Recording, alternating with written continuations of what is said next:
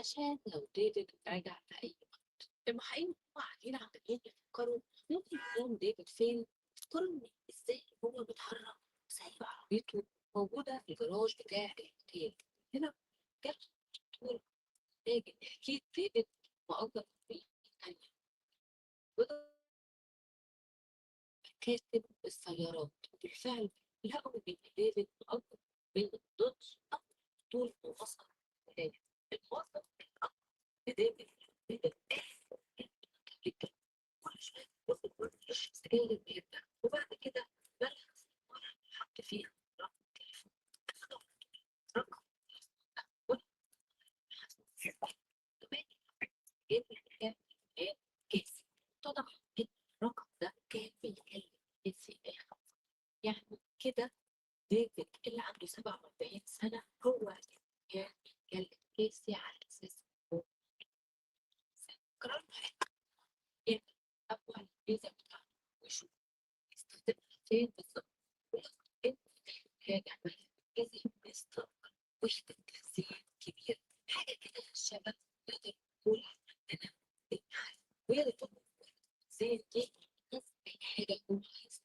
كانت زي دي سريع كيس في الساعة 5 مساء زي دي اللي كانت الجهة رقم 113.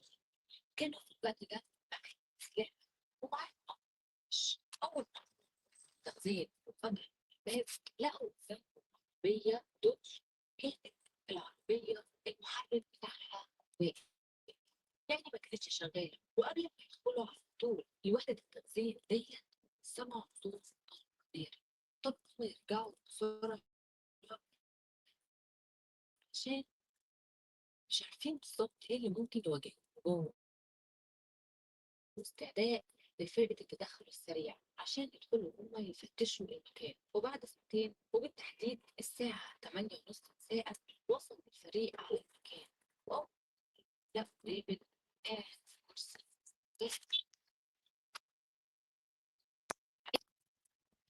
يدخلوا يفتشوا في التغذية دي ويلاقوا كاسر صيد الحقيقي، ولكن في الشنطة بتاعه لا كاسر ايديه ورجليه كانوا مخطوطين وكانت متعرضة للاعتداء.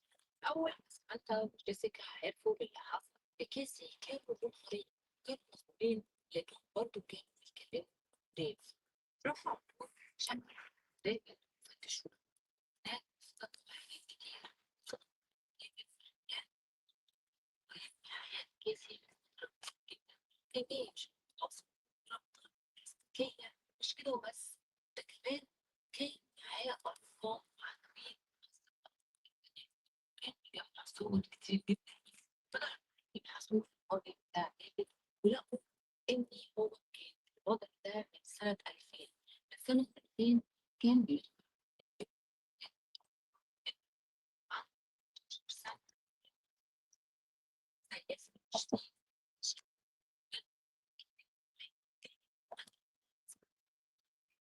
شيء كده غير إن مش عايز دي الحاجة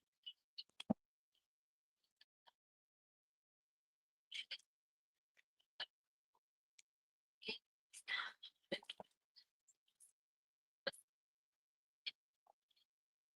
شوية وقت.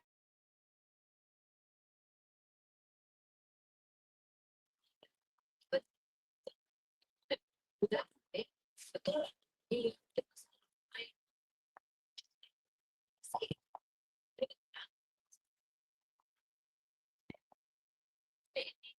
بيطلع خلاص الشغل صور ست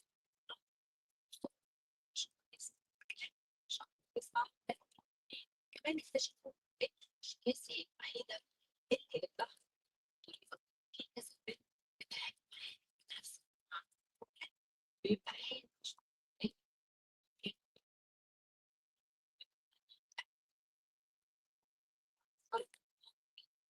ولكن ايه في برضه بنت تانية قالت ان بيبي ده رب مش قالت هو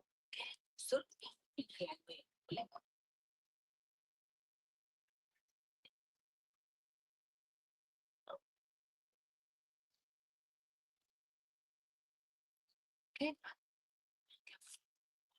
محكمة واكتشف كمان إن ديفيد سافر المدينة اللي عايش فيها ضغط استنتاجات هو كان بيجي علشان يعرف بالظبط مكان بيتها اللغة عاملة ازاي علشان خاطر لما تفكر في المكان اللي ساكن فيه مش عارفة ازاي ده ازاي كمان باباها ضغط أكيد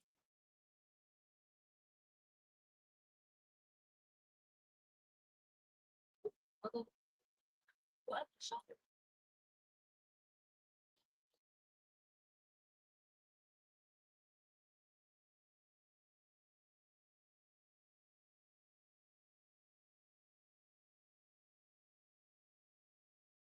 عشان يخطب أول ما وصل اتضح إن في حد بايت معاه فقرر إنه يبقى بالمكان باباها فاكر إن دي خيالات بنات الست. القضية دي خلت كل الأهالي تتفتح على أولادهم إيه اللي وضع الناس معايا إن ما ينفعش تقولي حد غريب هيضايقك أو تتكلم مع حد غريب تثق فيه الثقة دي وبكده فيديو النهارده خلصت مستنية أشوف فيديوهات التعليقات لو لسه ما تنضموش يلا لو قولي وانضموا وما تنسوش برضه تنضموا لقناة الواتساب ولو ما كنتوش في المنطقة دي هاخد لكم اللينك في التعليق فقط واشوفكم في الفيديو الجاي الرحلة الجاية سلام.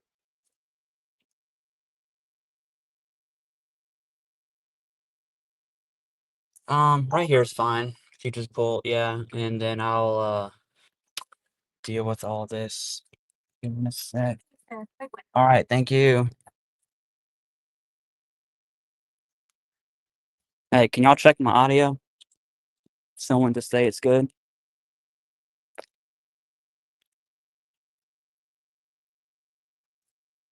Let's go be weird.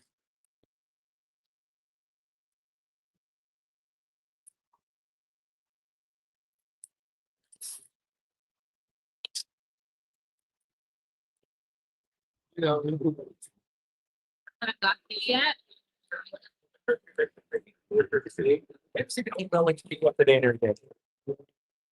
you're wondering if I feel awkward holding the dang camera and phone and mic, the answer is yes. Can someone tell me if audio's good? Good enough to hear at least? Okay. All right, we're good.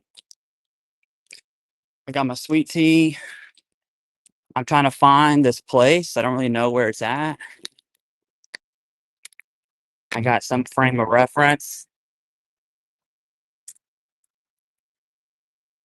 I think I found it. You already know I got my Chick-fil-A sweet tea. They said bring water. Said water's a crutch.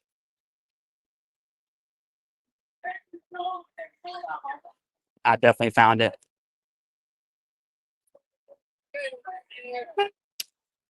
All right.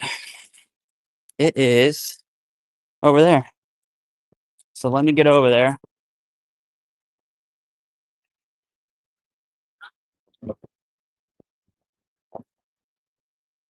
This might be a hat forward kind of day, bro. It is hot. I hope my phone don't overheat.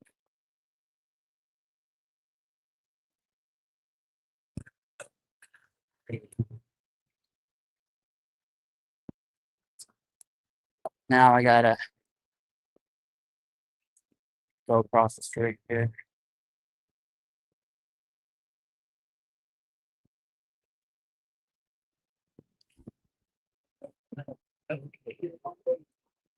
Oh man, where you at? Yeah. About. Oh man, where you at, man?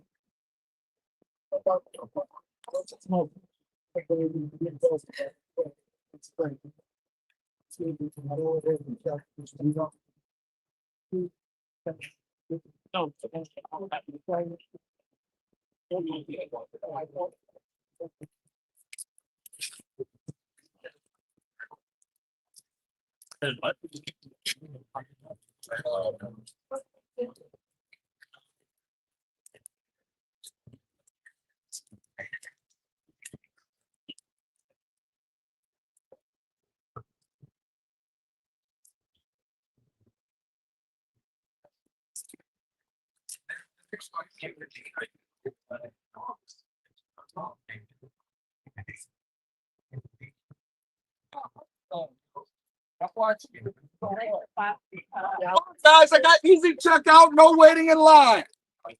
Take cash card, Venmo, PayPal, firstborn children, Bitcoin. Right, what a printer.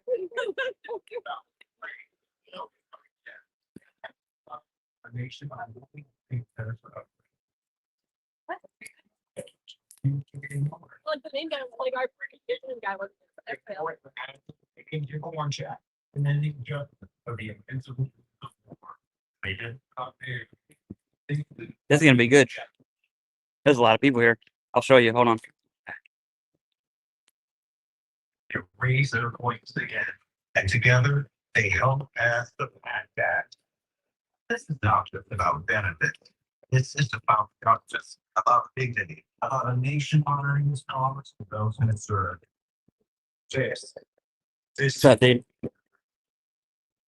why we come together. One service member raise their way in. Everything out there.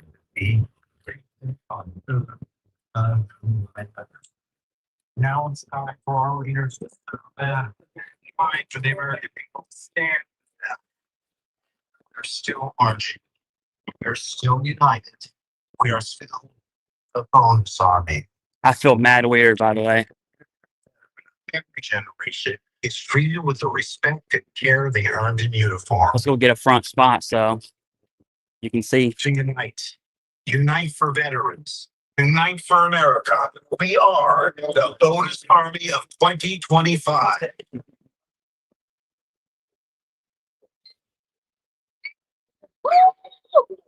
Ladies and gentlemen, stand if you are able and remove your caps for the national anthem performed by Minnesota's finest, Brad Owens.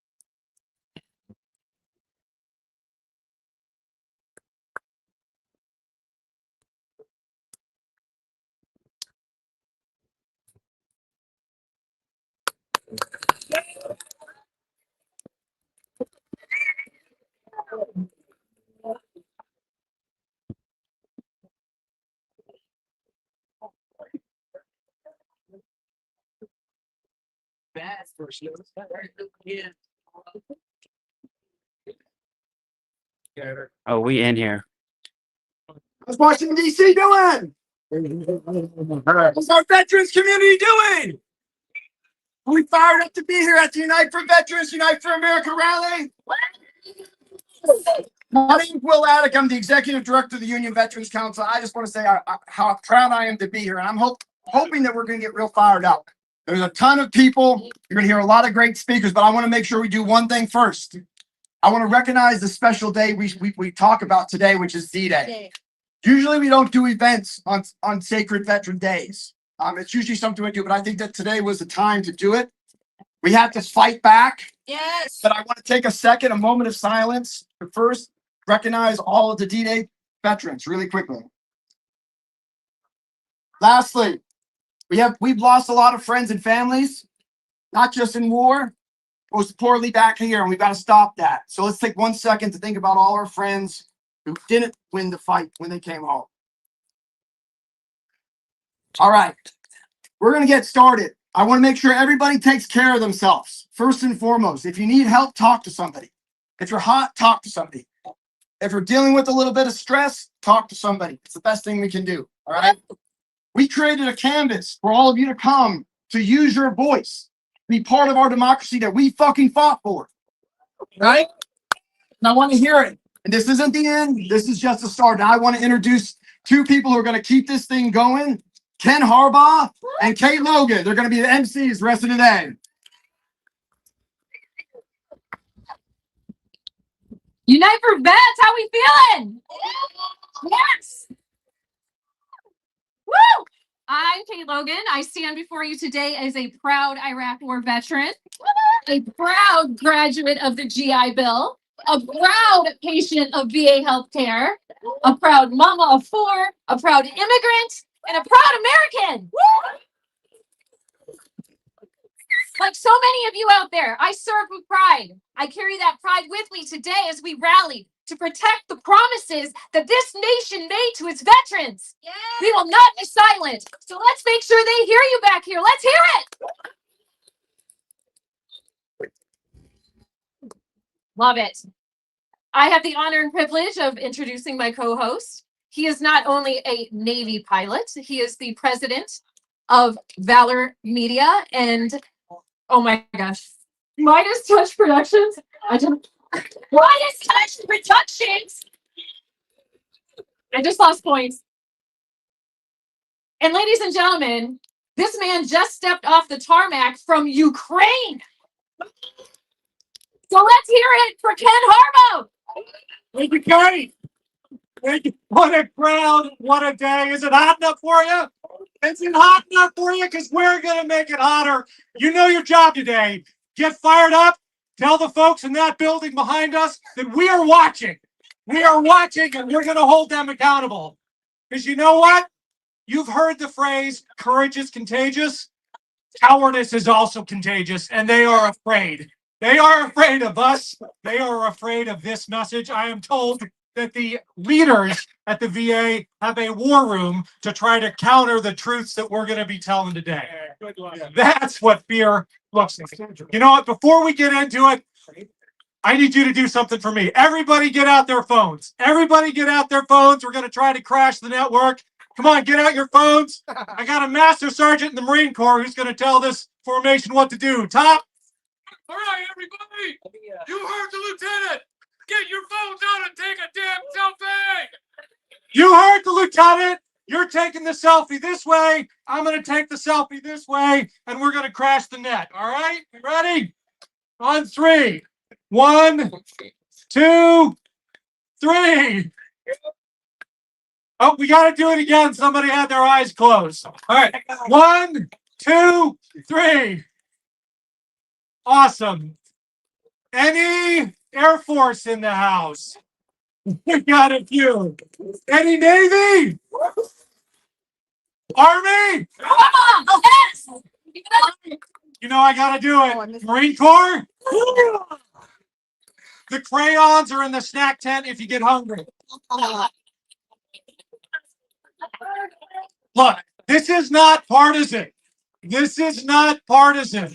I haven't mentioned a party yet. We got people from every state in the union here, especially Ohio. Where's my Ohio beats? All right. But we are watching, right? We are watching because we know they respond to this kind of pressure, and don't let them get away with their lies. They are trying to privatize the VA. That's what it's about. They are trying to shut it down. And look, I'll be the first to acknowledge our beloved VA has some issues. Too many nurses has never been one of the VA's problems. Where are my nurses? We've got an amazing lineup today. I'm going to hand it back to Kate. Kate, I need you back here. We've got an incredible lineup of speakers and a legit rock and roll band joining us in a little bit. Stay hydrated, as Will said. Take care of yourselves. Kate, let's kick it off. We got our first speaker here. Don't forget the Air Force and the Coast Guard. Coast Guard. Sorry, we got Coast Guard at the house. We got a few. Air Force Yeah. and Already said it. Space Force. Well, they can't pay attention. They have it. And fuck Mike ruling. Let's do go. Let's do this. Ladies and gentlemen, I have a fighter of the people. 30 years, Department of the Army veteran. He has been from the halls of Congress to the picket lines fighting for fair wages and the working class Americans of this country. I want you to give it up for Mr. Everett Kelly.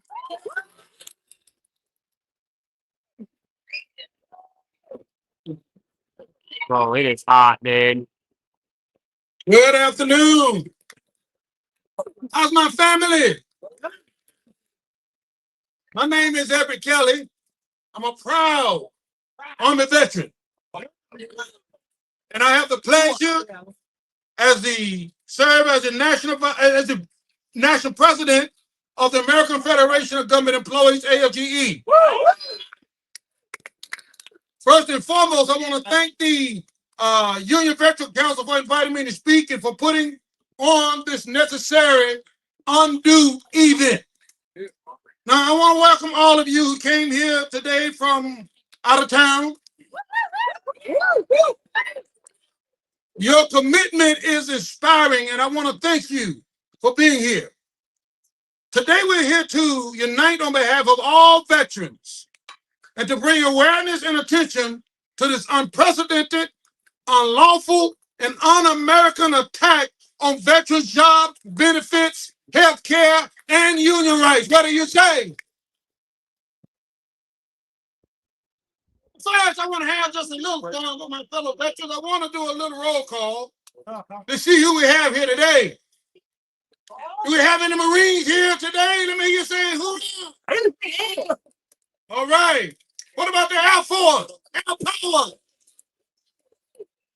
What about the Navy? Yeah. What about the Coast Guard? Yeah. Somebody said Coast Guards are born ready. What do you say?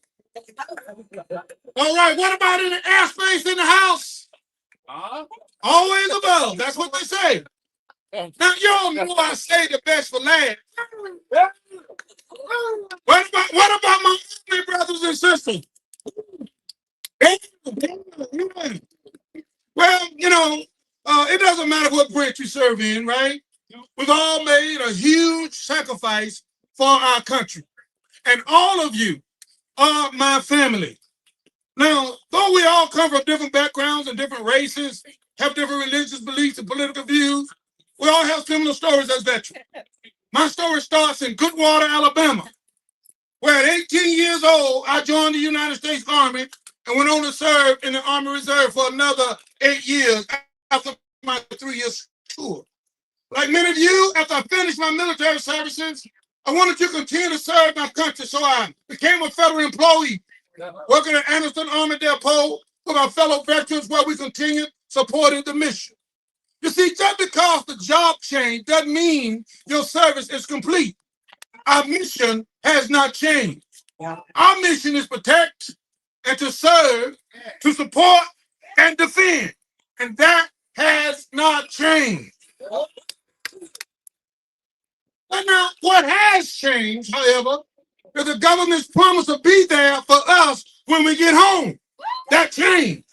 The promise to care for our families, our caregivers, and our survivors. For years, politicians on both sides of the aisle have campaigned on their support of veterans. But once they get in the office, they cut our benefits, underfund our services, and take every opportunity to privatize our health care. What do you say about that?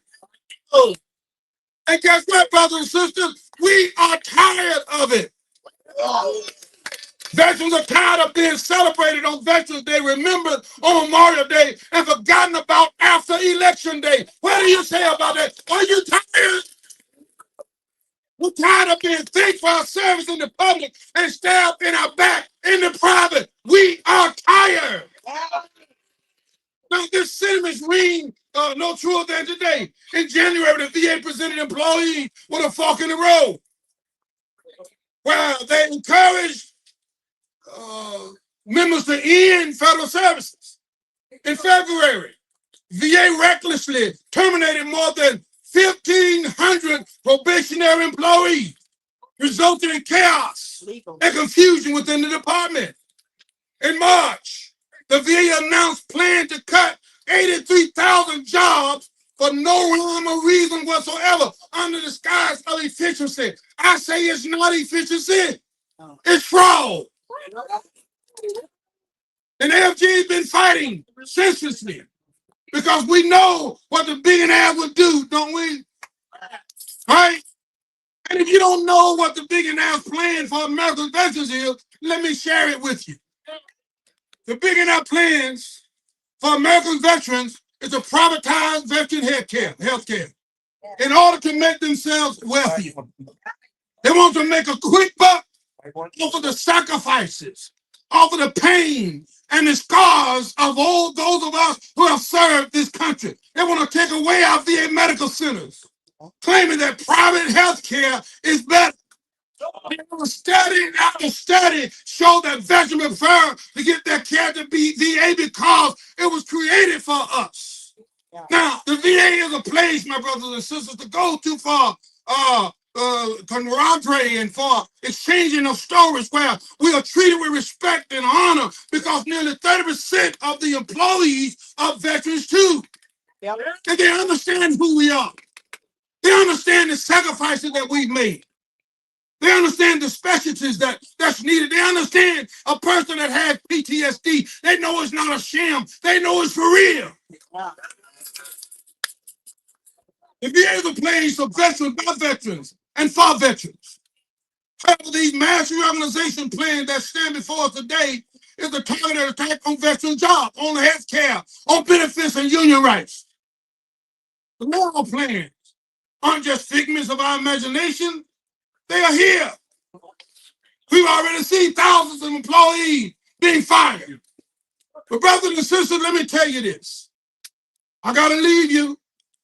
But before I go, I want you to know that you have doctors, nurses, housekeepers, dentists, chiropractors, pharmacists, social workers, benefit specialists, police officers, janitors, engineers, painters, electricians, psychiatrists, cooks, greeters, the front door at the VA.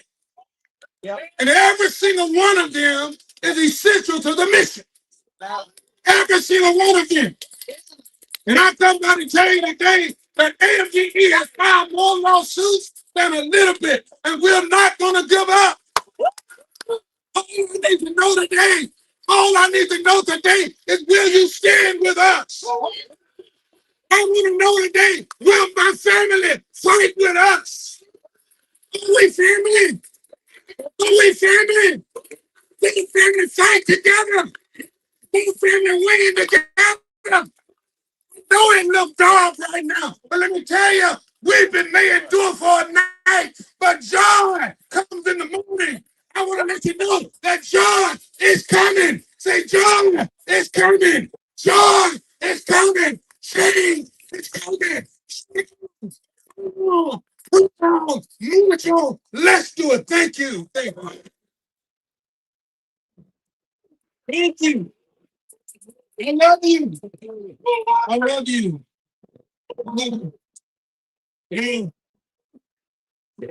That was loud. Let me hear everybody say that. Go ahead with that chat. Who are we? Who are we? Who are we? And we not taking nothing off nobody. Okay. So next up, brother, and sisters, I'd like to introduce Sorry. Westmoreland from NTU. This is the church from Northern Veterans of America. Our own Oscar Williams Jr. from LG National VA Council, and Matt Stewart. Come. Thank you. Takeshi! Takeshi! Woo! Wasn't that inspiring? All right. Well, good afternoon, you guys. My name is Irma Westmoreland, and I'm a registered nurse in Augusta, Georgia for the VA. I'm also Secretary Treasurer for National Nurses United and chair of our VA division. While I've worked for the VA for 34 years as a nurse, some of my earliest memories are going to the VA in Augusta, Georgia to work with the veterans on bingo nights or dance parties when I got older with my mother, who spent 50 years as a here. I know, pretty cool, huh? Also, my husband is a retired SFC Army veteran of 21 years of service who has disabilities from his service. So the VA is deeply personal to me. Our servicemen and women were told, if you need us, we'll be there for you. It's a promise. Now, Secretary Collins and the administration want to take that promise away. And we're not going to allow it. That's why it deeply pains me to see these attacks on the VA when we have a contract for the VA care. The nurses and the doctors are going to be caring for these patients. When the administration says they want cuts, we say no. We need to live up to what we told our veterans. And we told them that we would be there for them, and we need to do that. They stood for you and me, and I ask you now to stand for them. No cuts to the VA. It was worth it.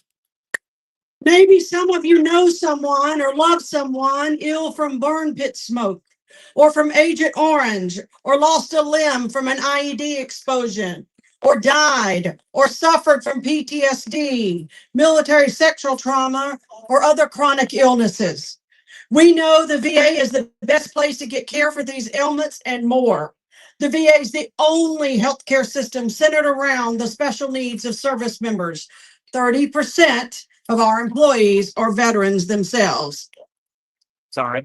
But it's more than that. It's also the only healthcare system in the country that's fully integrated, will help with veterans in poverty, with homelessness, offers clothing allowances, and much, much more. I've seen magic happen at the VA. Friendships form fast, and it's not unusual to see veterans helping veterans, whether it's pushing a wheelchair or walking him down the hall to an office. These veterans share a deep sense of camaraderie and a sense of belonging that goes a long way in making a person feel better and stronger. Now, if you ask, is the VA perfect? No, it's not. I can't tell you that it is. But let me tell you, we're light years better than the private sector. That's why I will not stop fighting to see the VA improved and not destroyed. As you all know, Secretary Collins is now looking to cut tens of thousands, up to 80,000 jobs from the VA. Yeah. These decisions are being made at the atmospheric level. The staff that do the work know best where things can be improved and streamlined, and I say ask them. He says no mission critical positions will be cut, but let me tell you that all positions in the VA are mission critical. It's important for every person to keep their job. From the engineering staff to the housekeeper to the dietary staff, secretarial staff, and many, many more. When cuts are made, who will be there to have to pick up the work that needs to be done? The nursing staff and the medical staff that are left. When supply folks are cut, I heard that operations were being postponed so nurses could get clinical supplies. Let me explain that for you. In one place, a nurse had to go to the warehouse in the VA to get supplies for surgery needed in the OR for a patient who was waiting. That's not right. That's right. But that veteran finally got their surgery. It was delayed, but it was done. But it was because the nurses stood for that veteran. When housekeeping was cut, I heard delays in veterans getting into beds because there was no one to clean the rooms. This causes delays for our patients getting needed treatment started, and in some cases, it may need to lead for a more elevated critical need of treatment. It's common sense. Cutting 80,000 jobs will cause delays in veteran care. So we say absolutely no cuts. That's right. We know we are witnessing, what we're witnessing is an effort to push the VA past its breaking point. The ultimate goal is to privatize the VA and pour billions of taxpayer dollars into giant healthcare corporations and the pockets of billionaires instead of the veterans who served our country.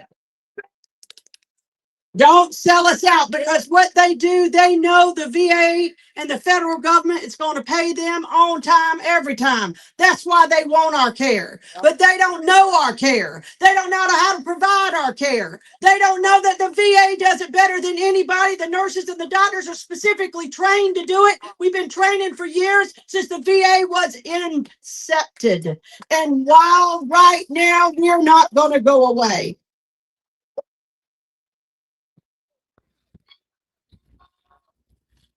We are not for sale. That's exactly right. It is the nurses and the government workers who are standing up to block this privatization effort.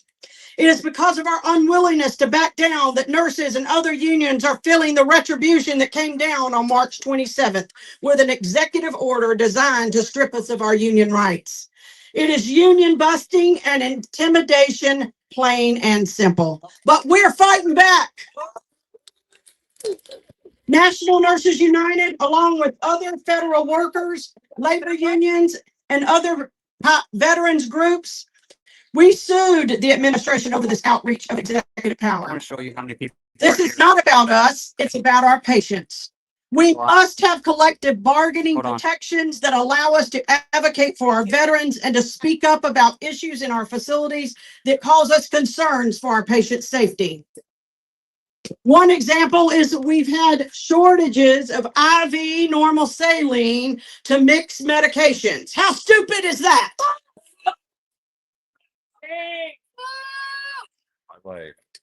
With that being said, you all understand the VA is not a contract. The union's not a contract. The unions are nurses. We represent no matter where we're going away. We're not going away.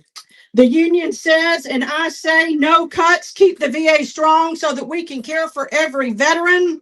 NNU knows that an injury to one is an injury to all. So we say, when we fight, we win. When we fight, we win.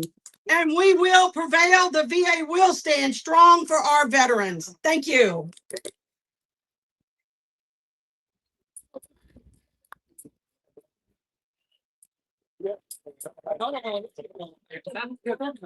Good afternoon. My name is Lindsay Church. I'm a Navy veteran, the executive director of Minority Veterans of America, and someone who still holds tightly to a belief that this nation is worth fighting for. Not with weapons of wars, but with truth, with compassion, and with conviction that we all deserve to belong. We stand here today not just in protest, but in protection of one another, of our shared future, of the soul of public service itself. Because what we are witnessing is not theoretical. It is not slow moving. It is here. It is deliberate, and it is already doing harm. Today marks the beginning of what history will remember as a purge of transgender service members. An unconscionable order from Secretary of Defense Pete Hegseth that puts thousands of service members across the country and around the world in the crosshairs of their own government. Troops who serve with integrity and distinction are being told that their presence is a problem, that their identities are incompatible with patriotism, that they must choose, walk away from the careers that they've built, or stand and say to be persecuted. This week, I walked the halls of Congress beside some of them. Brave, steady, remarkable people who are carrying the weight of betrayal with grace that shouldn't be required of them. I watched as they told their stories calmly, powerfully, beautifully. And I watched members of Congress and their staff move from polite interest to a deeper knowing. Those weren't statistics in front of them. They were patriots.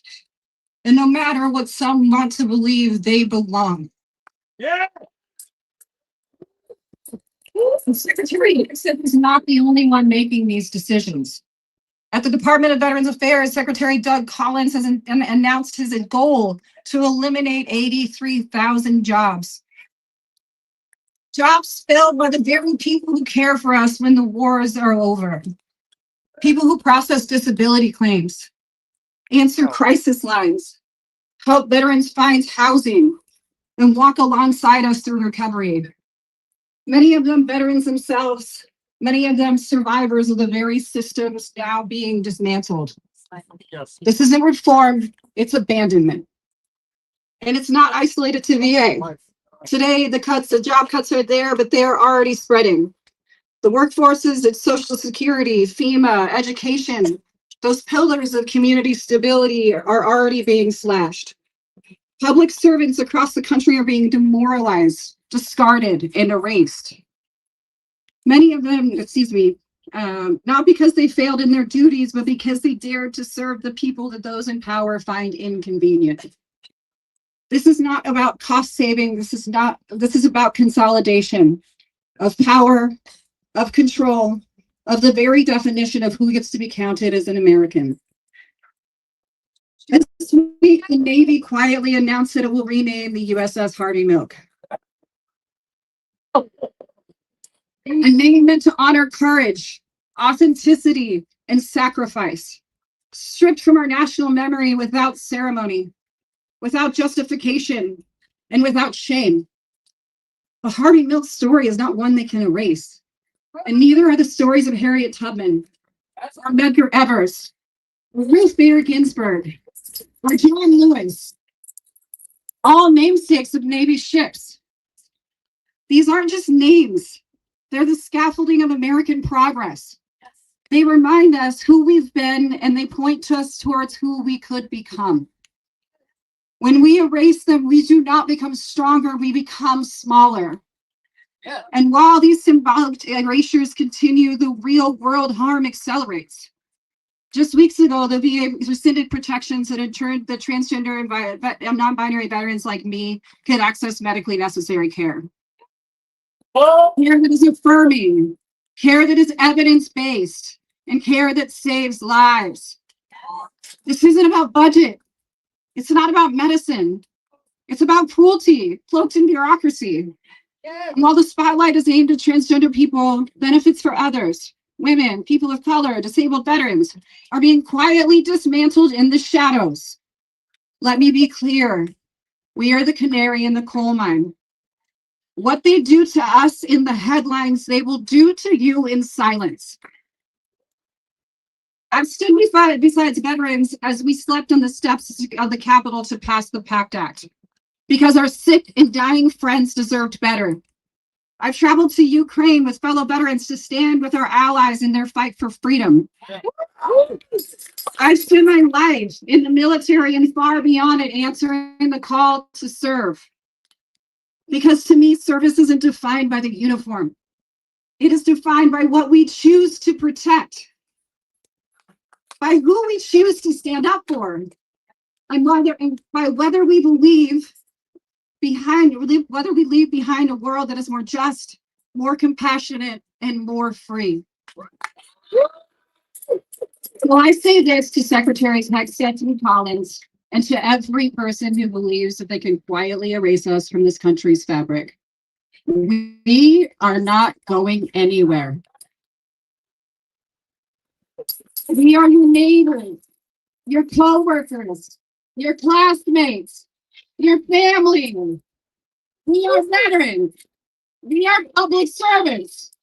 We are Americans. And we are still here. We will not be erased. We will not be silenced. And we will not stop fighting. Not just for ourselves, but for the America we know is still possible. Thank you.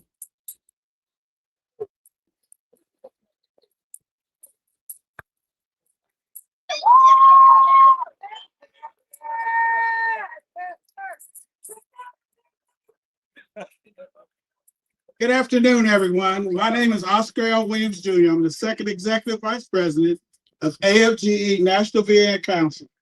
I am also a Vietnam veteran. Yeah. I served for 9.5 years and who went back into Vietnam after 1975 6 times because I'm an Air Force pararescue. Our council represents more than 310,000 bargaining employees who promotes quality of health care for service veterans. But today I'm here to answer an important question. When is the battle over? 81 years ago, the storm beaches of Normandy, our soldiers faced hell itself. They fought against a tyrant because of discretion, immoral and insurmountable odds, and they believed our nation and our promise of a better future. Abraham Lincoln said that we should protect those who won the battle, but yet we have a president who doesn't understand the number of veterans who won the battle who are now you want to take away their health care. Yep. To take up the battle, VA workers are fighting the battles on their own with our nation's VA council by our side. We have stretched in, undermined the executive orders, and dismantled the staff. They are rifted out our due process, funding our veteran programs to assist veterans are being cut without consideration on the impact of us. Yet every day, VA employees show up. Through uncertainty, they show up because they are committed to the philosophy that we deserve less than absolute best care. They show up because 30% of them are also veterans. They know the importance of the VA.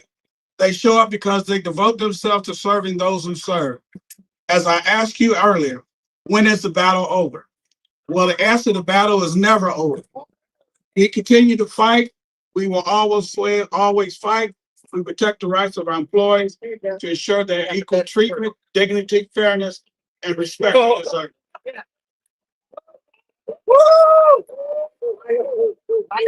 it's our time to show up. We will not stand by while politicians and bureaucrats sabotage the VA. We will not tolerate policies that treat our livelihoods like political games. We faced challenges before, and many of us seem overwhelming. But like our brothers and sisters in arms on this day, 81 years ago, we will not give up the fight. Together we stand against an administration, against an all-out war of the Veterans Administration. And I am sure there are some of us who are out there who have children that are veterans. I had a son who served in the Army. I had a son who served in the Marines and got out in May of 2001 and re-enlisted in the Air Force and served in Iraq. All I can say is I have served, and I honor those who served beside me, and I am proud to say we are veterans.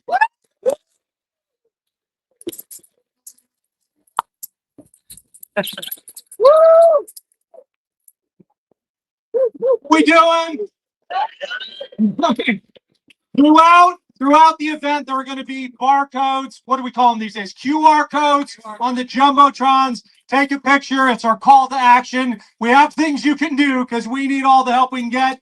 And while you have your phones out, take that picture you took earlier and send it to Blue Sky, TikTok. We'll let you do Twitter today. And tag Unite for Veterans, tag Valor Media, tag Midas Touch. We're going to get the word out. I am so honored to introduce our next speaker, one of the first women to fly the AH-1 Cobra in combat. She's a Marine Corps veteran. That wasn't enough. So she got her PhD and taught at the Air Force Academy.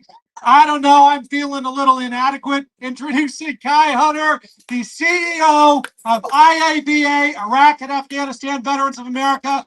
Let's give it up. Hello, and thank you so much here today. And first and foremost, thank you to Unite for Veterans for bringing us here. When I got the call and Will told me he was going to throw a big party, he clearly threw a big party for all of us here today. So thank you so much. It is an honor to stand here in front of you today, particularly with all of these incredible veterans that have taken the stage today. People like Lindsay Church, who've inspired me for years to stand up and use my voice again.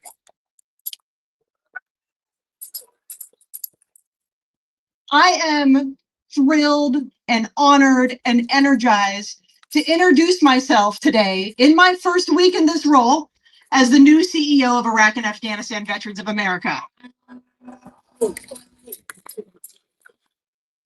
It is truly humbling to be chosen to lead IAVA into the future. And at IAVA, we like to say that we've got your back. And here today, we are showing that it is not just a saying, it is a way of life, and it is action.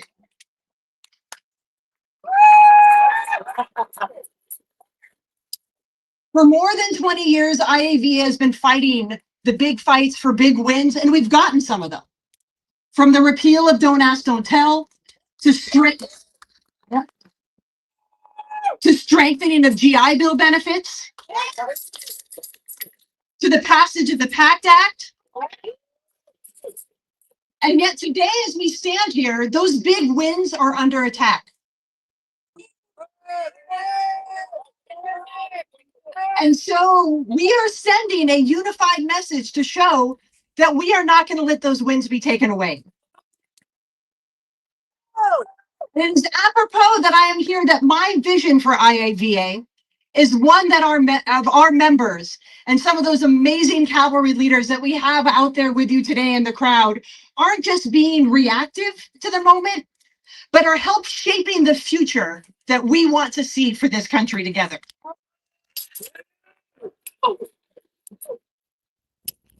IAVA represents the next greatest generation of veterans, and it is so much of an honor to be here on the day where we honor the greatest generations that stormed the beaches in Normandy one day. Yes. And it is on that legacy that our membership is here to fight to preserve veterans' benefits. Benefits that represent the promise of the country that so many of us raised our right hand to serve. And these benefits are essential, not just for each of us as individual veterans to thrive, but for us to carry on that leadership mantle and continue to fight for those who feel that they have no voice.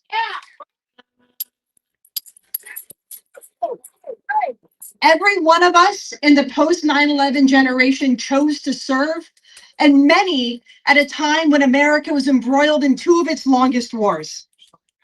We are the leaders.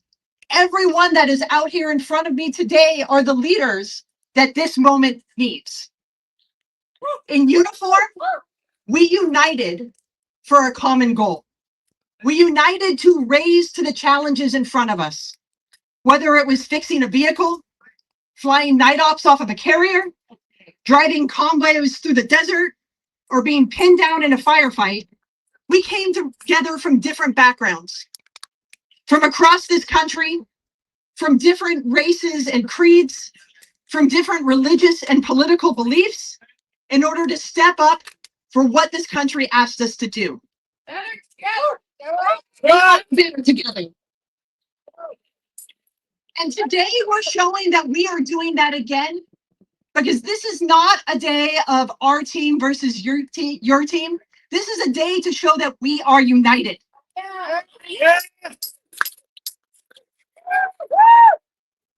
We are united to demand that America keeps its promise to us. We are united to stand up for those that feel that they don't have a voice right now.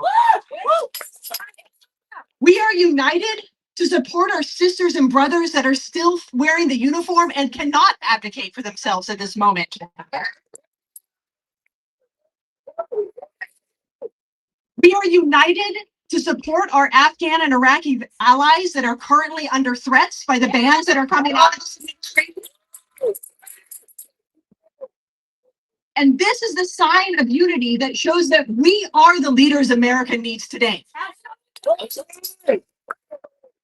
We are here to stand up and challenge the divisive narrative that is being fed to us. We are here to stand up and show that we stay better together even when we take the uniform off. And we are here to show that in unity and solidarity, diversity is indeed our greatest strength.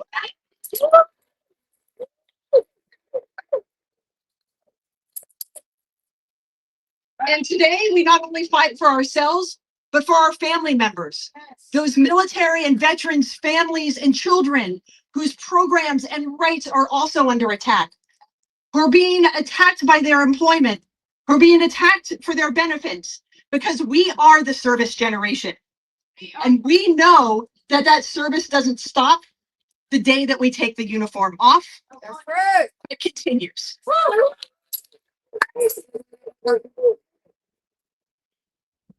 And as I look around and I see the signs out in the crowd, I see so many of the issues that we are united to fight for right now. We are here to say no to the privatization and weakening of VA services. We are here to demand that the Department of Veterans Affairs remains a system that is built to serve every single one of us who served. And while, yes, veterans should have a choice in who they get to see, that choice should also include access to highly skilled and highly trained VA medical professionals. And this is particularly essential for our women veterans out there. Be sent to the community.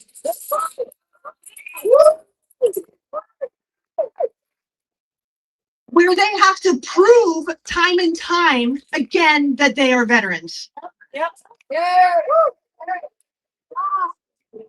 And critically, we are here to hold our political leaders accountable for the policies that they are enacting that are breaking the promises that America made to us. We are here to say that promises made must be promises kept, and we will have your back until they aren't.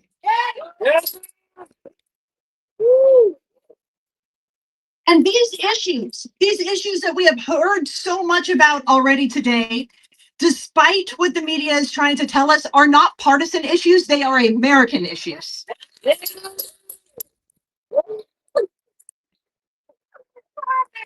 These are not issues that we should be played politics with. They are matters of fairness, respect, and demanding that our elected officials uphold the sacred covenant that each of us made when we raised our right hand. That's right. IAVA, since its founding, has stood for the unity that we see here today. We've been bringing veterans together across all backgrounds, beliefs, and branches of service to face the most serious challenges that impact all of us. And in this moment, it is no different. We have your back, whether you served one tour or many, whether you served in combat or served in vital support roles here at home, because we know that we are only stronger together.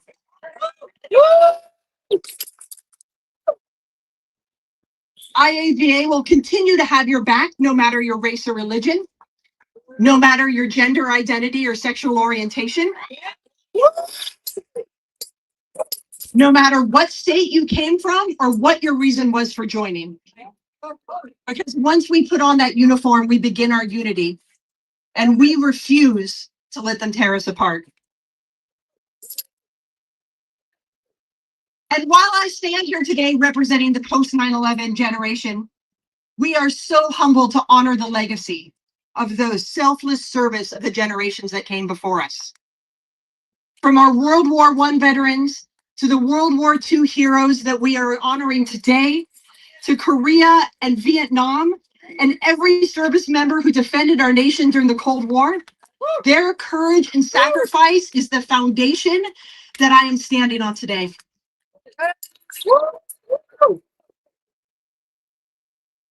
And their courage and sacrifice is what inspires me to want to lead in this fight. And as I stand here, just a week into taking the helm of IAVA, I look out into this crowd, and what I see is the power of continued service.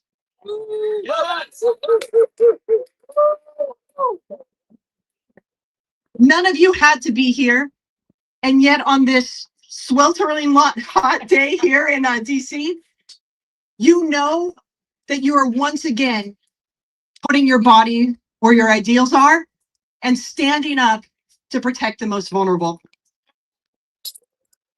And in this moment of division, veterans remain a trusted voice.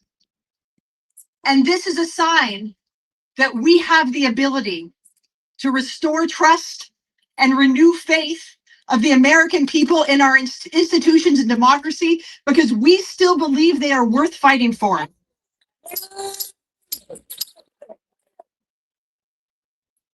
And while today we are uniting for veterans and veterans issues, you don't have to have worn the uniform to be a crucial part of our community.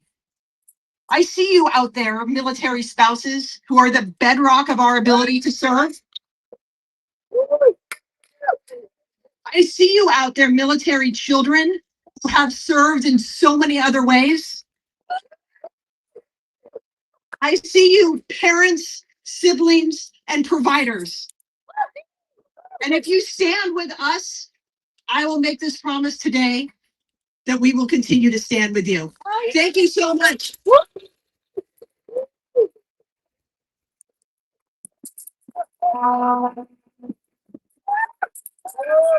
Okay, Unite for Vets, how we doing? We doing all right still? I got love for faces out there. Love to see it. I love to see some of those signs. You guys are giving me life. I love this. I was serving a foxhole with a lot of you. So, get ready. This next speaker is a living legacy in the labor movement. He has done everything from going toe-to-toe with corporations here on Capitol Hill to standing shoulder to shoulder with fellow coal mine workers on the picket lines. Since 1995, he has been the president of Coal Mine Workers of America, and he has been fighting ever since. So if you believe in justice, if you believe in the power of the people, please give it up for Cecil Roberts.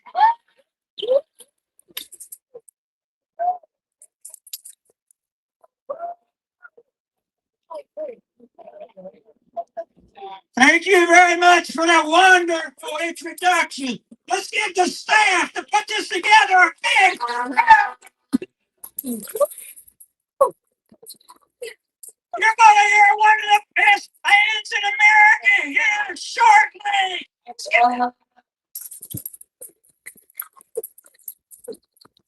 I've got a question for all of you in the back. Can you hear me?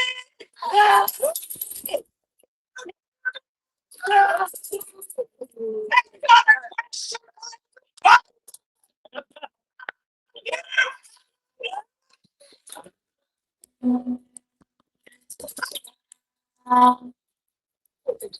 I knew say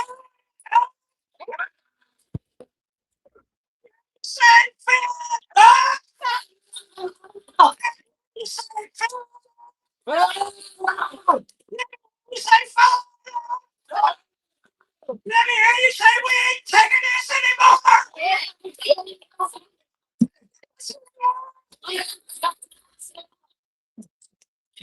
It's not just Cecil Roberts.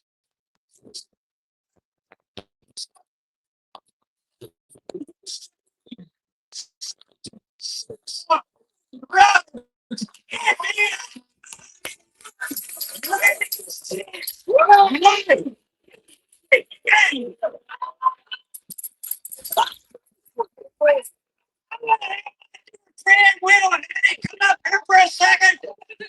Come up here, Will. He and I fought in 2 different wars. But as soon as I met him, I saw that CIB. You know what a CIB is.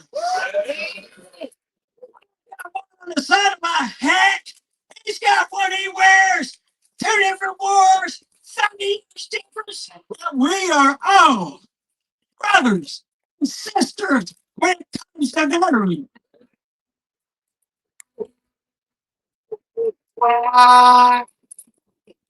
When I first got to Vietnam, I want you to listen to this. Some people tell me I was never scared when I went over there.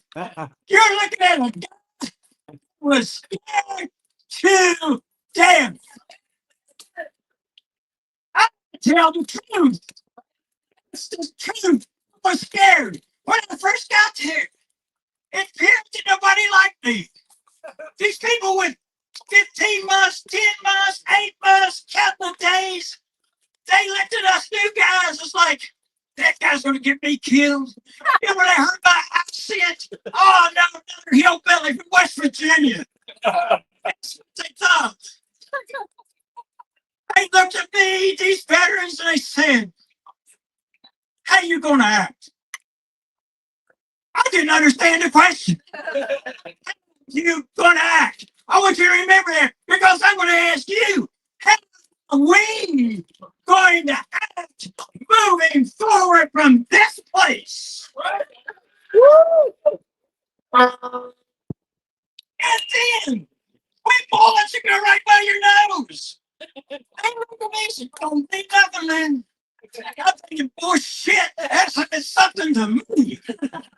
And I want you to think about that. You get immune to this. And I saw so many wonderful people with kids at home, mom and dads at home, wives at home, and all kinds of friends at home not make it. When I first got there, somebody with 30 days got killed. A daughter he never met. Somewhere in this United States of America, there's a 57-year-old woman that never met her father. Now, members we have here by show of hands. You're going to get a test right now. How many of you met a millionaire in Vietnam or where you were stationed? Millionaire. It's a good reason. Millionaires don't defend the country. They take advantage of the country.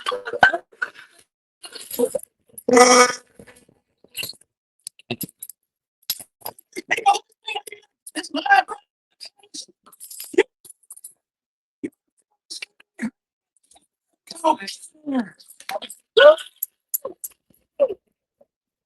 yeah, I want to ask you, when you got back home, how many people patted you on the back, particularly if you was a Vietnam veteran? Didn't happen. Didn't happen. I want to thank everybody. Every veteran. Yeah. Because we've been embraced for the last 20 years. And that means so much to me. Thank God for you.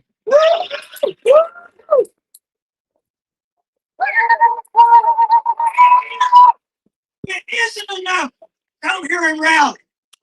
This is a great first step. Abraham Lincoln said this is a country of the people.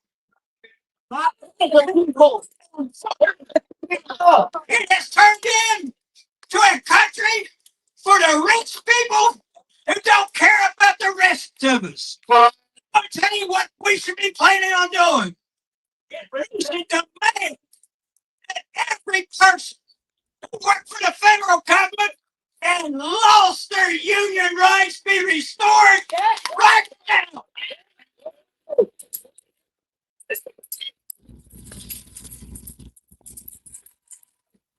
I was in the Army, and I'm glad people recognize the service of people who are in the Army. But we should be having a parade. Yeah. Until every veteran has to have something to start.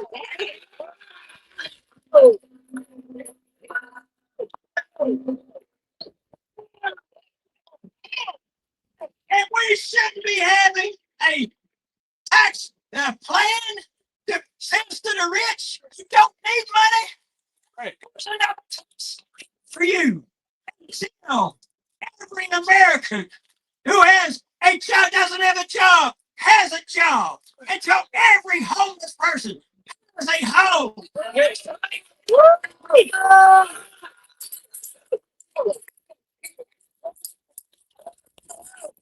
I'm going to close with something. First of all, I'm calling on Congress. I'm calling on everybody that's elected. I'm calling on every American. How are you going to act Because this is terrible what's happening in this country, and that's why we're here today.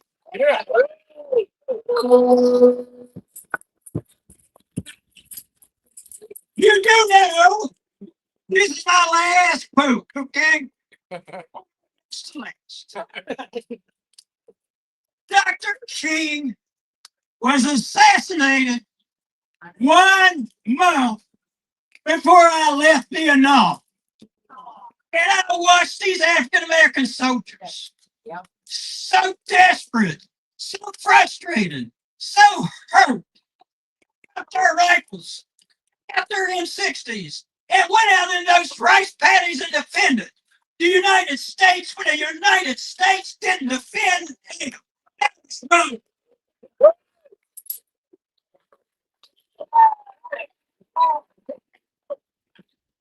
This one will really challenge you. Dr.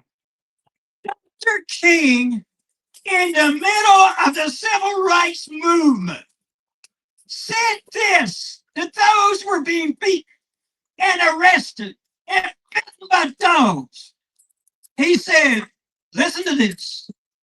If you don't have something, not somebody, not your wife, not your daughter, not your mom, not your dad, something that you would die for, you don't have a life worth living. And for the last one, it is strange that I jumped from Dr. King to Mother Jones. Great grandmother and Mother Jones were friends. 2 great grandmothers. And I'm so proud of her. You may not know this history, but when you leave here today, read it. How many of Ludlow? At Ludlow, the gun thugs came off the hill after taking a machine gun and firing into the tech colony all day long. Sometime in the middle of the day, they cut a 12-year-old boy in two. Later in the day, they murdered the leader of that tech colony. And then they set those tents on fire and murdered 13 women and children alive. That's part of our history. Mother Jones did not quit. She called for a rally in Trinidad, about 15 miles from the Ludlow site. She looked out on a crowd probably twice this size. And she looked at them. Take this with you when you go home. She said, show your love. Show your love. They had banned this. All you had was the Constitution of the United States of America. Like that. And then she paused. Let me assure you, the confrontation between a bayonet and the Constitution, the bayonet will win every time.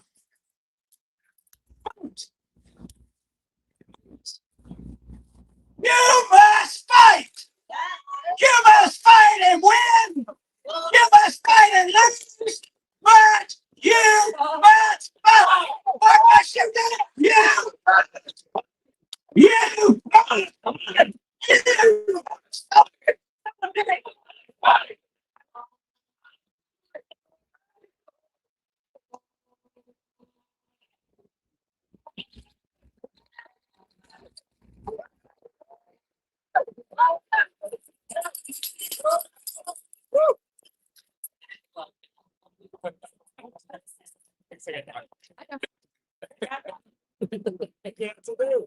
So, thank you, Mr. Roberts, for that moving speech. Thank you to my fellow public servants in the crowd for the work that you are doing. And thank you to our veterans for the work that you have done. So my name is Matt Stevenson, and I'm a proud VA primary care doctor.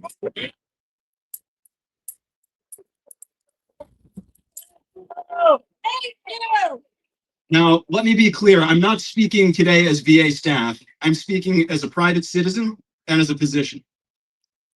I do not represent the views of the Department of Veterans Affairs.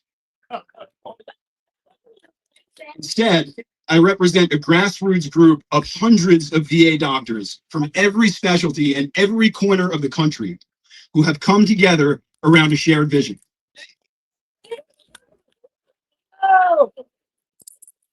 Together, we stand for the highest ideals of medicine, healing for those who suffer and service to those in need. Together, we stand for Lincoln's promise to care for those who bore the vow. Yes. Together, we care for a healthcare system that is the bricks and mortar embodiment of something sacred, the Veterans Health Administration, a place with the commitment, the expertise, and the mission to serve those who serve. Yes. So, and my friends, together today we stand at a crossroads, both for veterans' health and for ourselves. So in recent months, we at the VHA have been disparaged and demoralized. We have been bullied and intimidated. We have seen worrisome signs of an attempt to dismantle and privatize the VA.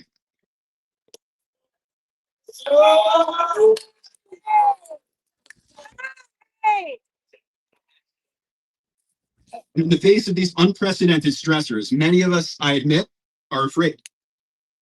Not just for our jobs, but for our patients and for our values. But while we are afraid, we are not alone. We are not backing down. Together, we are standing up.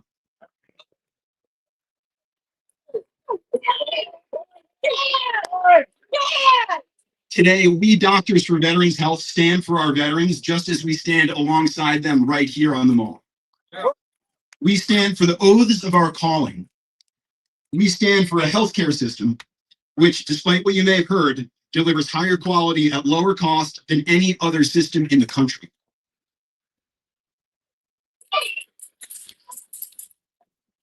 Now, can we do better? Of course we can. And of course we will. Because the Veterans Health Administration, like America itself, is what we in healthcare call a learning system.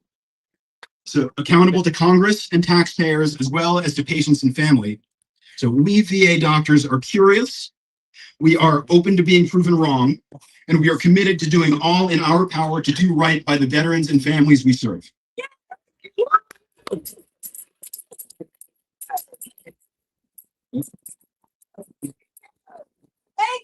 This commitment to learning that has made the VA a hotbed for innovation, a research powerhouse, and America's largest health educator. And as a health educator myself, I'm going to pause here for just a second, though I know that the Dropkick Murphys have to get on. But this is a point of real pride. So every few weeks, or in a few weeks, as I do every July, I'll welcome a new class of residents from Stanford University to learn primary care at VA Palo Alto. These young doctors represent America's best and brightest. They have hearts that we're called to serve. They have brains that I'd put up against any intelligence in Silicon Valley, whether artificial or otherwise. And every single one of them, like nearly every medical trainee in the country, will have the honor of learning their craft in a mission-driven, patient-centered, cost-effective, integrated American healthcare system. And every single one of them will be inducted as a part of their training in the art of healing the wounds of America's wars. And so I come to you today with a message of hope. Because these lessons, once they're learned, cannot be forgotten. I will never forget them. Regardless of politics or season, the VA, or rather Veterans Health Administration itself, will never die. It will live on as long as there are wars and wounds and doctors committed to healing them. Eliminate one of us, and there will be an army behind them ready to take us back.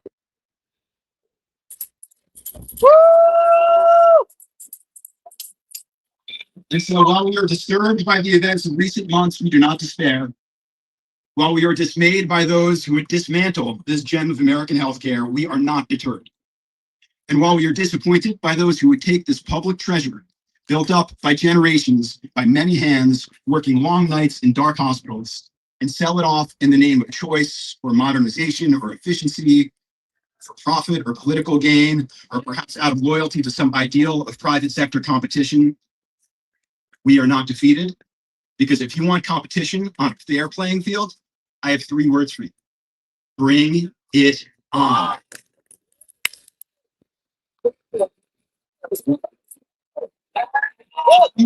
I have the same 3 words. Bring it on. Bring on your pain and bring on your suffering. Bring on your trauma and your addiction. Bring on your homelessness.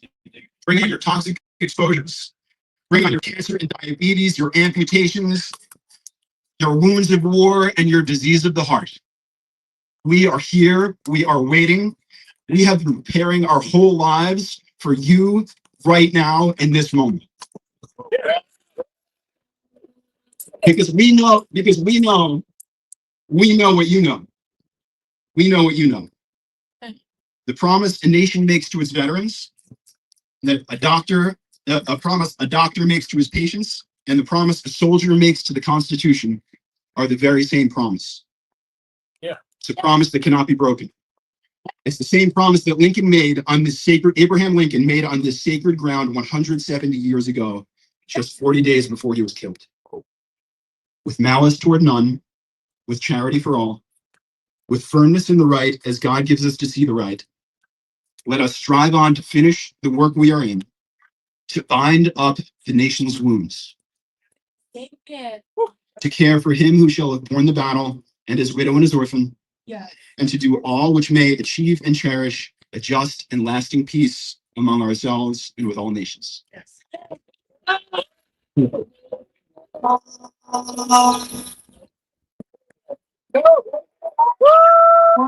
Thank you, God. Y'all know what time it is? We gotta dance for about 2 minutes, so we're gonna do a little sign competition here. All right, I see. This might be my favorite. I shouldn't lead with it. Taco. I'm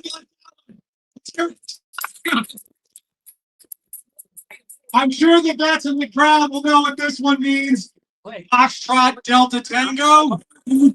Delta Tango. We got. All right, I'm trying to keep it not too political and a little PG. Stop this Nazi shit. Oh, there's a good one. You know it's gotten bad. Like your show up. We got a hell of a show coming up. They're getting the mics and the speakers set up right now. But let me just say a word about What's up? We walk the walk. They live their values. I think in my interest, somebody mentioned that I'm a couple hours off the tarmac on a flight back from Ukraine, where we spent a couple of weeks getting there in a convoy of ambulances and other relief vehicles because they need a lot of them. The average lifespan of the All right, get up to the side. Give you my thoughts. How that you want them? I'm gonna give them anyways. Did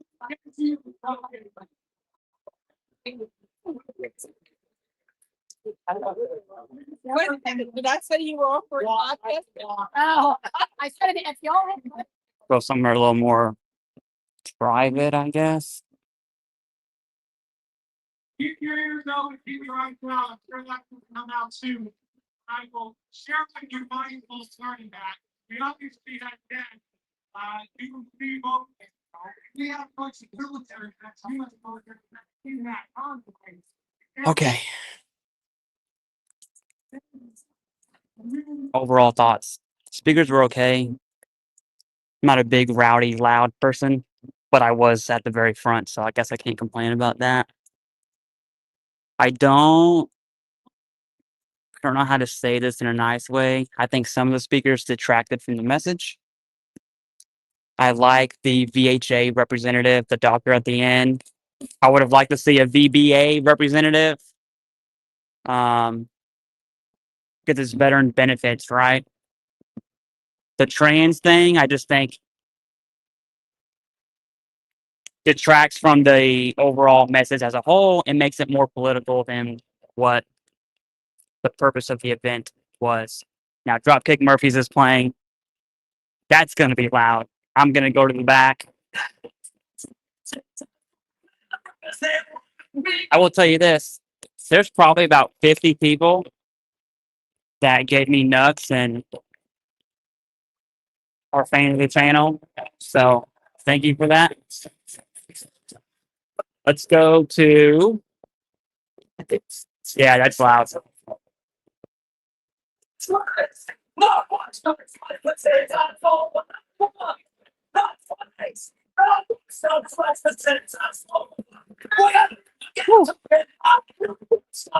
It is weird having people recognize me. That part is a little weird, not gonna lie.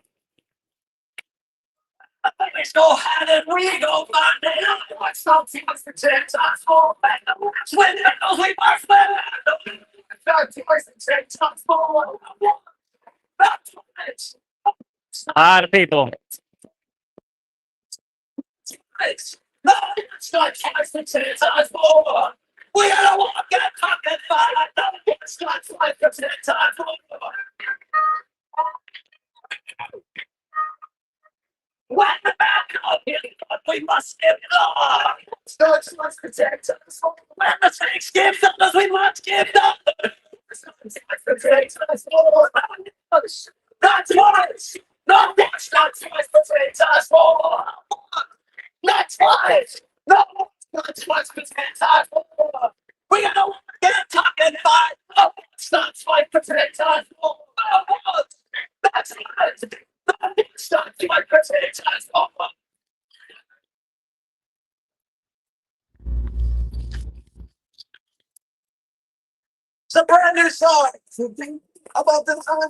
Yeah, what's up, dude?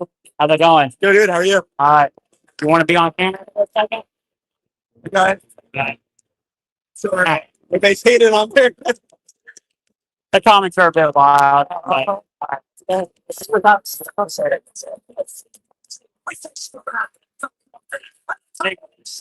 little weird for me, but it is cool. Make some kind of impact.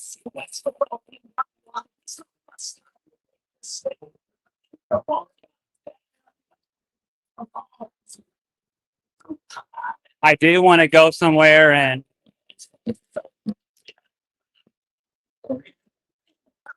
make this a live Q&A while the music's going on. What is that?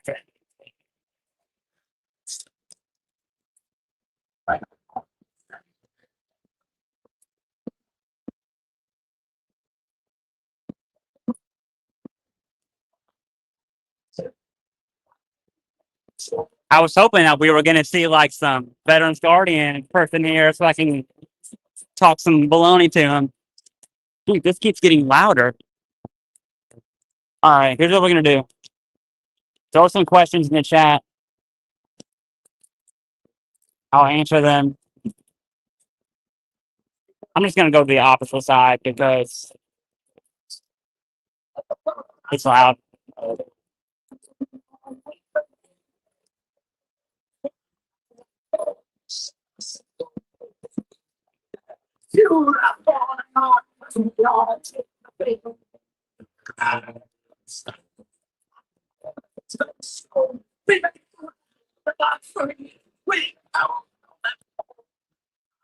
Oh, you can't hear it? Okay. If you can't hear it, I'm probably just going to sit down in the grass, dude. I'm hot. Oh, actually, I should go to shade. That would be way smart. There's a big old tree right up here. But look, Washington Monument, Capitol. I live about 15 minutes away from here.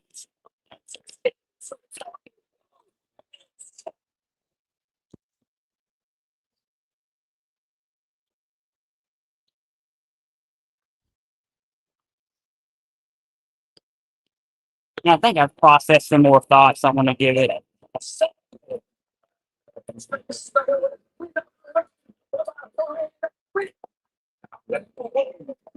I was like, what? All right, I found a tree. No one's at this tree. There are many like it. This is my tree. Uh-oh. What do I see here? What do I see here? Let me show you this. Let me show you what I found next to this tree. Oh, hold on.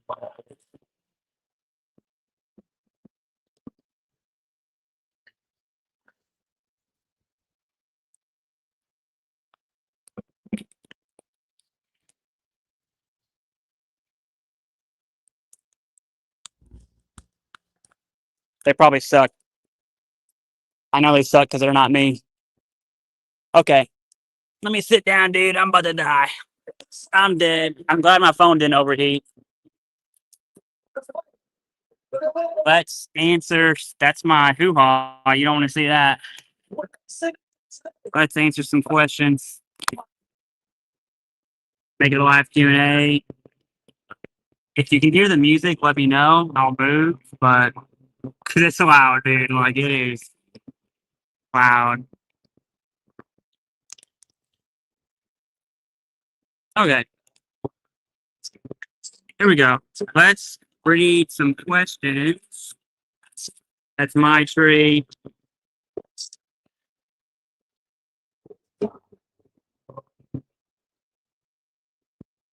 Okay. Will you join me in reintroduce the Panama Canal Zone Veterans Act? I don't even know what that is. But Voices of Our Veterans. You sound like a organization. So if you have a link or something or a website you want to promote, just throw it in the chat. I'll throw it up here. We don't have a crazy live audience right now, but it's Friday afternoon. I got out of watching the kids, so I'm happy. Okay. Any sense whether this demonstration is going to be productive for supporting veterans? So I like how they had a VHA employee. I like how they had a veteran representative. They had two Vietnam veterans, I think, or no, three. They had two females, and then that's it. The Vietnam era veteran mentioned a GWAT generation dude. The reason I bring that up is because I think some of the message detracted from the reason we're here. Okay, are we here for veterans benefits, or are we here to do a political rally? I can tell you right now, and I'm sure people are going to disagree with this. That's fine. The whole trans conversation that they brought up, I don't think I don't think people care. And you're looking at veterans at a mass and looking at what's going on with the VA right now. That's the least of anyone's worry, in my opinion. I think that gets it more of a political conversation than anything, but there we go. There's my 2 cents. Hope you like it.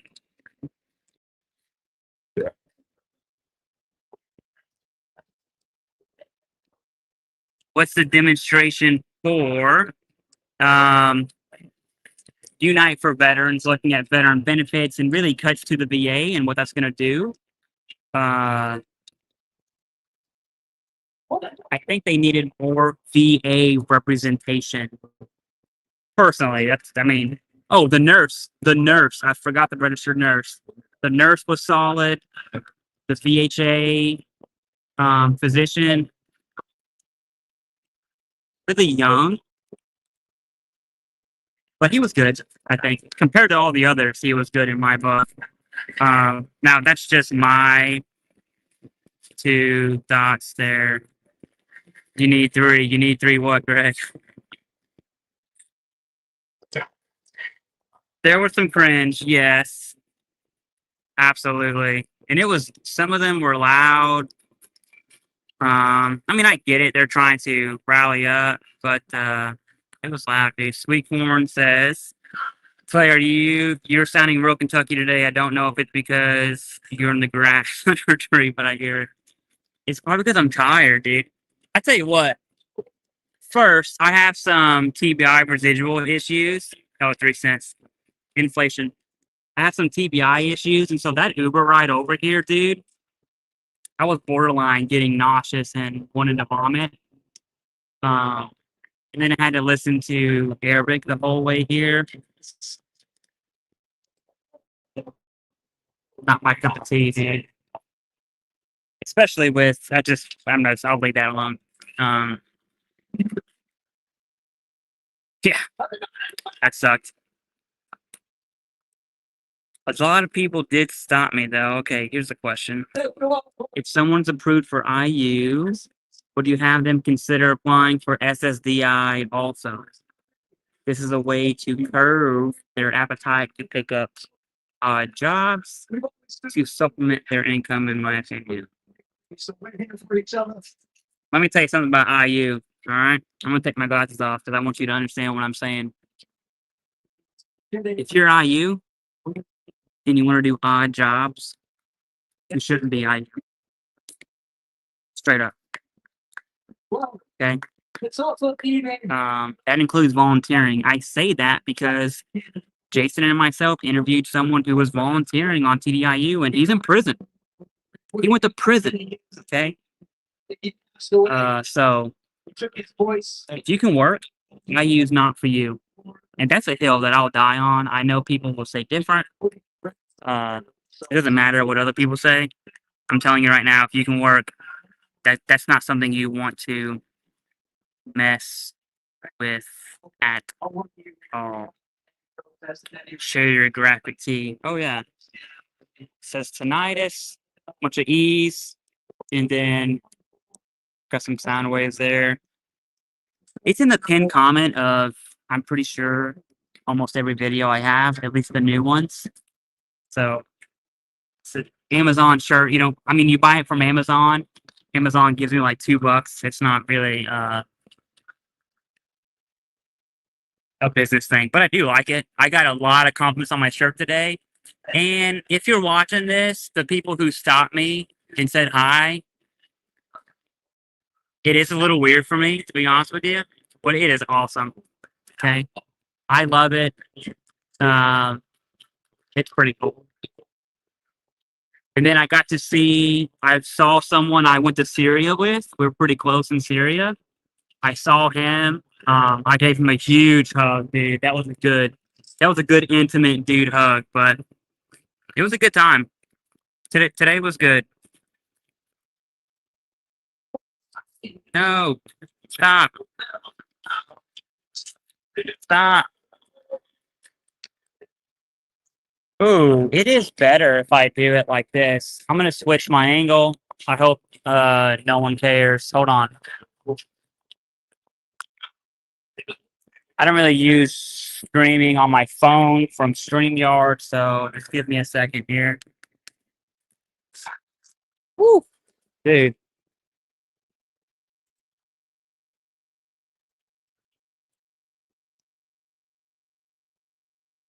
Yes, I'm pretty sure. I'm not trying to show you my junk there. I'm just trying to get this. Whatever. It can be on the floor. Okay. This is a lot better. I feel the same way about IU. It's not a shortcut to 100%. It's a trap. I feel the same way. In my opinion, I think they should get rid of the income limit for TDIU because your disabilities, if they're keeping you from working, bro, that's 100% outright. Why even have the TDIU thing there?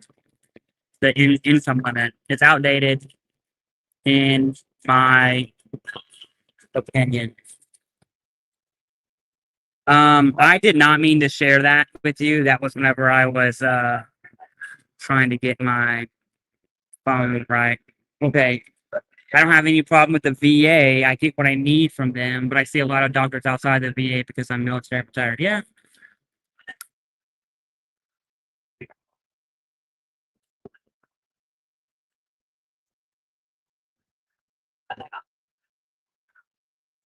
Now, see, this makes sense. If you're TDIU, you sincerely cannot work. SSDI should be up your alley.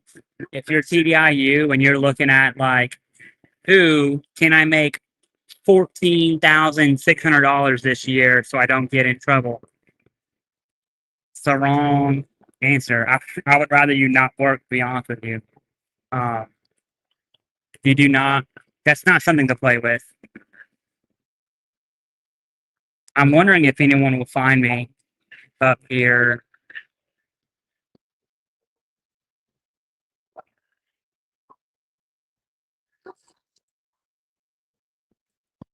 Yeah, see, Greg's an OG. I've always disliked IU. Not really dislike it. I don't like the federal income limit, and they should take it away. If you're so disabled you can't work, that's 100%. I mean, period. But anyways, I'm glad you remember that, though. That makes me happy. The rally should be held on a Saturday, not a Friday. Yeah. The thing is, it's June 6th. You know, I think they wanted to do it on the holiday there. I got to know a few years ago, online, That's the plan. That's the goal. they couldn't get into a recording studio for that. I know we had questions in the very, very beginning, but I just StreamYard's not going to let me go back up. So if you got questions, let me know. I got to go back. That's true. I'm curious if Dropkick Murphys is playing right now. That's what I can say. Which is cool. Bad voice. But see, this is exactly what I'm talking about. Let me show you exactly what I'm talking about when it comes to. We shall overcome. Hopefully I can get it. Hopefully I can get it.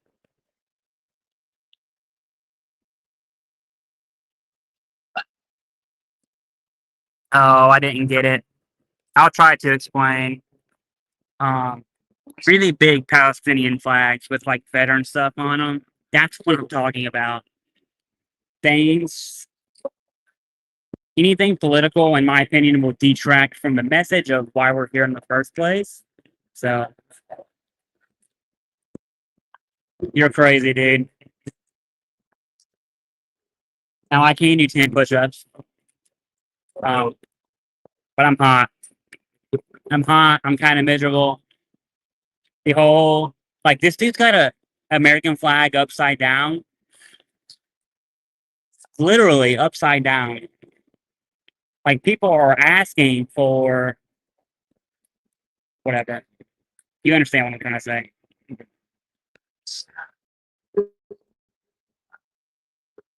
So, I live here. Not in DC proper. I live across the river. I'm like 15 minutes away from here. I visited everywhere in DC and Arlington. I've been to the cemetery and saw the unknown soldier on Memorial Day. Like, we've done all the DC stuff.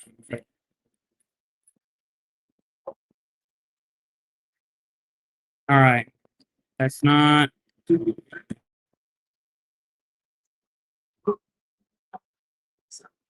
Oh my goodness. Hold on, guys.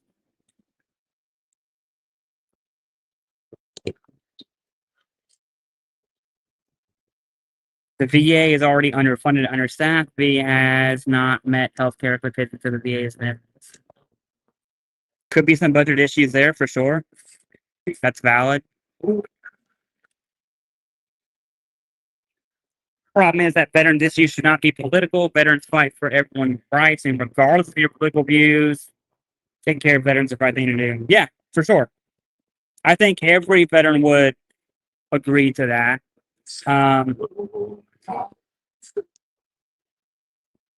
Let me tell you the problem with the cuts, okay? And this is why, dude, I'm not saying I'm like the greatest speaker. I'm not. I'm a nobody. But if I was on stage, I would have said this to start with, just to kind of bring it into perspective.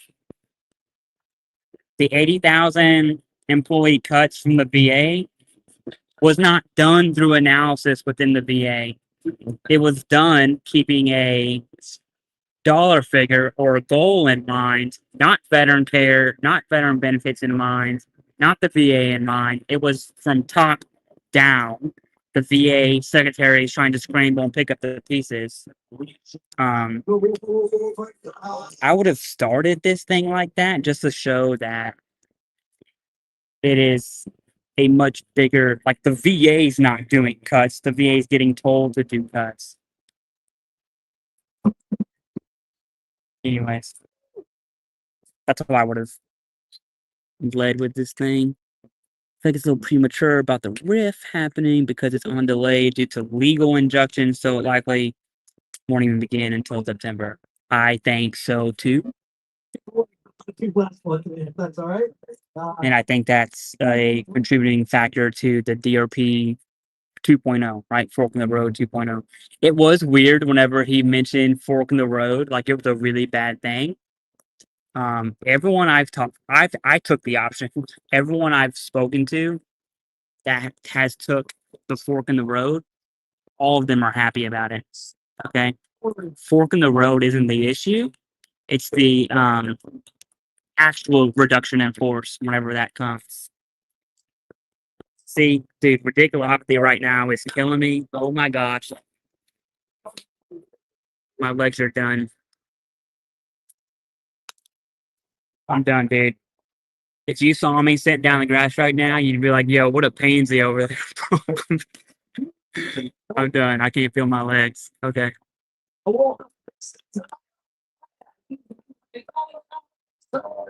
And it says, thank you for all you continue to do. Stay hydrated. Yeah, Master Arn, thank you.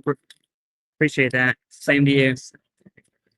Same to you. The VA cuts were like a move made by officers. Yes, that's a good way to put it. That is an absolutely good way to put it. When an officer is telling the platoon, when a company commander is getting into like platoon, squad, fire team level issues, that is a perfect way to put it. I'm gonna lay down, dude. I don't care. My dignity is gone. Oh, all right. My dignity's gone. This is what it is. Secure message, imagery, meds, and VHA notes should be within your 4138. Okay, hold on. Oh my gosh. My legs. We're talking claims now. All right, so for claims, dude. Dude, Captain Pansy over here. Okay. For claims, what should be in your statement for a supplemental claim? You want to highlight the new and relevant evidence as to why you were denied, right? So let's say you were denied. An easy example. Let's say you're denied without having a current diagnosis. You highlight your current diagnosis, okay? As evidenced by one, current diagnosis given by VA neurologist on October 3rd, 2015 or 2024. Okay. You highlight the new and relevant evidence that you're going to use to combat the reason for denial. It should absolutely square up one-on-one with your favorable findings or your lack of, in addition to whatever other new and relevant evidence you got.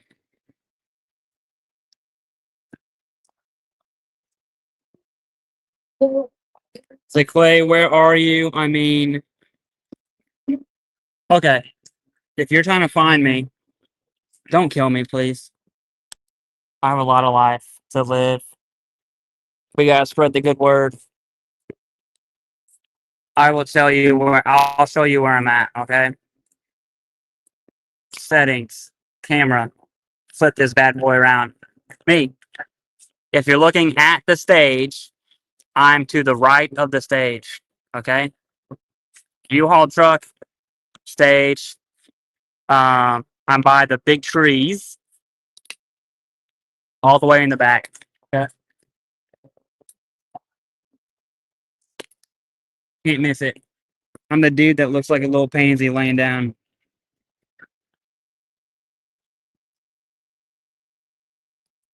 But please look at the stuff I sent on Panama Talk Expo group. We could use your help. Thanks. Yeah, we'll do.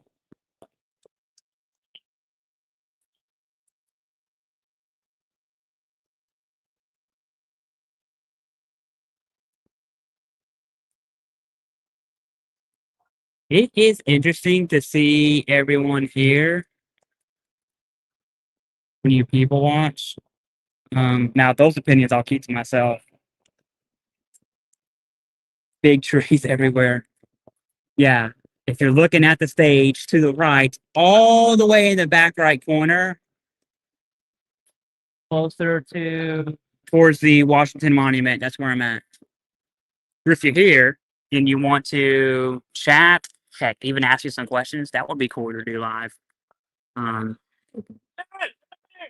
on over. We've done a lot of talk today, so we're gonna. I was hoping to see like some Veterans Guardian douchebags here or something. West family, they were willing to do the hot hit and show up and protest and make their voices heard. Yeah. Dedicate this Yeah.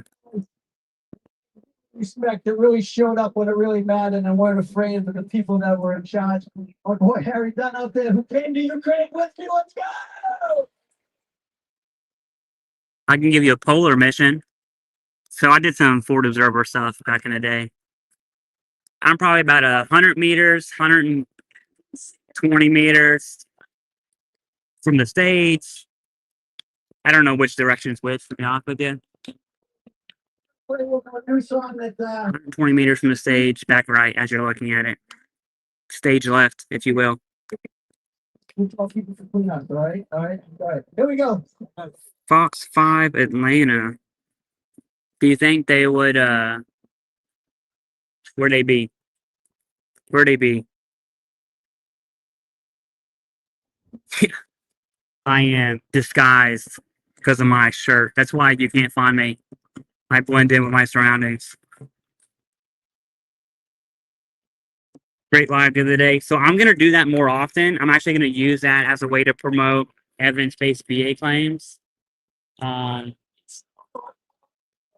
my plan. I like doing that. And then people get to see that I can do it live. When someone is talking to me, I have no resources in front of me.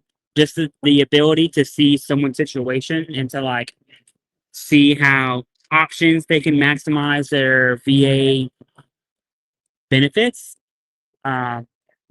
If every veteran has the ability to do that for themselves, the VA claim situation would be a lot better. Yeah, for sure.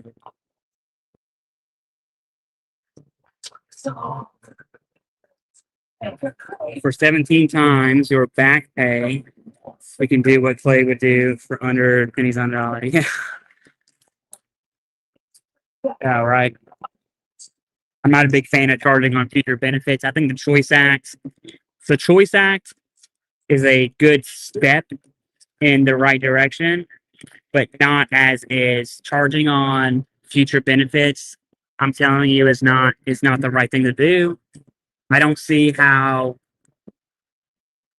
every single veteran is not against charging on future benefits. It just blows my mind. So it wasn't just for veterans. There was a political undertone.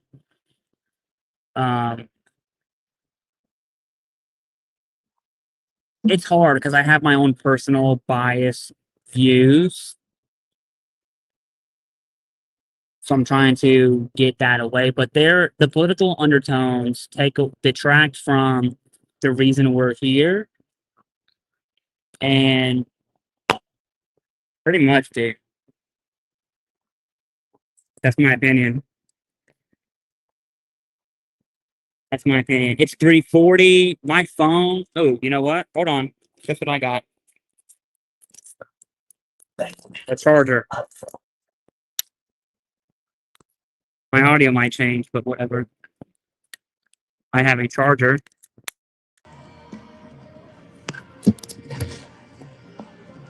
It's working. Okay, is my audio still good? Can someone square up?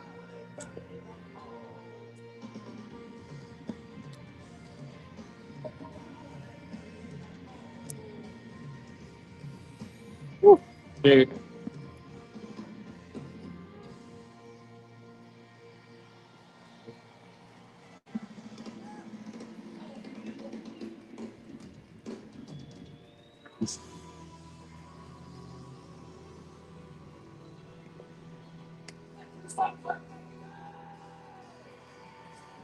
$80,000 employees. This is like the Dropkick Murphy song that's on right now. The one that everyone knows. Bing, bing. Okay, what cuts are happening? About 80,000 VA employees are going to be cut. That's the bulk of it. All the rhetoric about like disability benefits, none. That's gone. Now the CBO projections are basically useless. And then the dude Russell Vaught, in my opinion, that's the in terms of VA benefit or disability compensation, Russell Vaught is like on the radar for sure. But for the most part, pretty safe. It's mainly all the others. All right, Kish. I personally don't like paying someone more money for taking longer for me to get my award. Why should they get more? Yeah.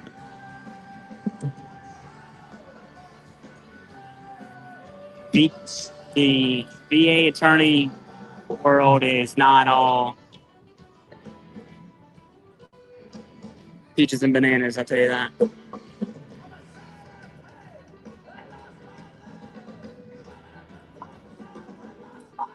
High speed load.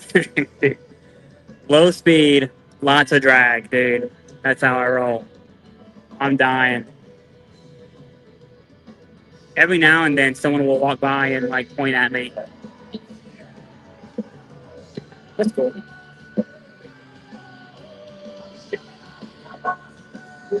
Absolutely.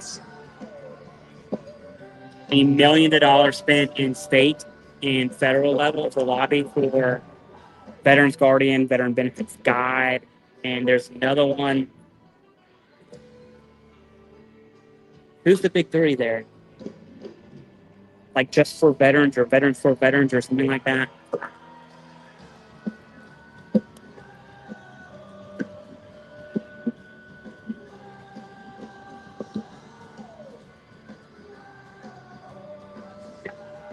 I do need to get water. Okay, I'm gonna say this nicely. An older lady stepped on my dang Chick-fil-A cup of sweet tea.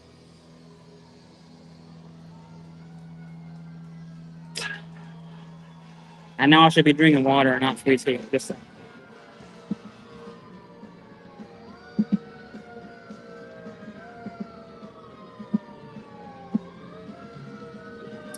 how do you feel about the upside down flag I'm on?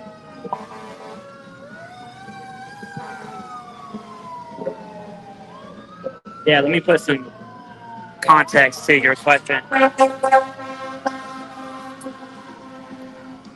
That's fire trucks. How do I feel about the upside down flag at a veteran rally on the lawn of the U.S. Capitol? Stupid. That's what I think about it.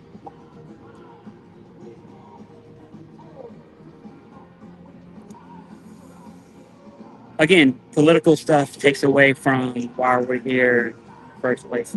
Passive cuts or claims processors are leaving. Yes, that's a good point too. And imagine being an employee and just having the stress of the unknown unknowns if you're going to be working in your position come FY26 or not, right? I was a federal employee before the DRP or Fork in the Road became a thing. Our command was shutting down and forwarding the flag, and so that tension was there for sure. Hold on, we got some other.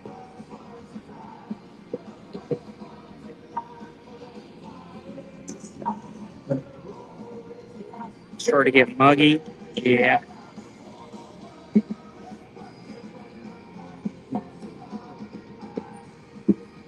San Diego dental crap I'm going through at the moment, still in SAT. Yeah, dental people. I've never heard of dental care from the VA being smooth. It's always something. They're gonna do anything with the VA pay calculated that had errors. Do you mean like COLA adjustment issues? The back pay issues? I'm not sure what you're talking about. Yeah, they're gonna do something on it. Bro, she stepped on the sun today.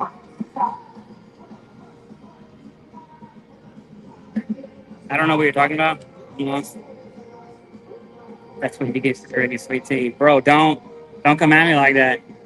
Don't mess with my sweet tea, okay? That's a Lord sweet tea. It makes me mad when they use a flag like that. Yeah, it's not. Like there are other ways to make a statement without disrespect. I want to go back up there and just say hi to. I'm not kidding. I'm not trying to like sound cool. There was at least 50 people that were giving me nugs and saying hi, and that part was. And I was in one spot. This it's all over the lawn here. So I would like to take a walk through and just say hi to everybody. But they're still playing. I'm hoping they like take an intermission. It's loud, bro. It's loud. What are the most bougie fanny packs? Okay. All right. I'm a fanny pack person. So one, this is actually what I conceal in. I'm in DC. You're not supposed to carry in DC. I'm not going to carry in DC while live streaming, in case you're wondering. This is what I put my carry in. I have a Walther P compact, 9mm. It's beautiful. Halo Sun, red dot, just because I want it. Comes with a trigger guard in Velcro, and then you just slide it in there, and then your mag. You can't really see that well, but your mag fits where all my stuff is at. So, height shoots are the best fanny packs, in my opinion, but just because I use them to carry. Today, I'm using it to have stuff. No second in the US of A. Can't carry in DC, bro. Not legally, anyways. And we're certainly not going to whenever we're streaming. Kinder Black, Ice, yeah, solid. I like to walk when it comes to carries or conceals. The Walther P Compact is probably my favorite. Super easy. Like my wife can handle the Walther P. So yeah, that's how it be. Stay connected. Get to know each other. You see, like this guy. Okay, this is exactly what I'm talking about. This dude has a mask. Bro, who's wearing masks out here? Dog, it is. We're way past that. I want to show him, but then it'll be very clear that I'm pointing at him. So, out here wearing masks, dude. Yes, absolutely. One of my favorites. Very easy to use.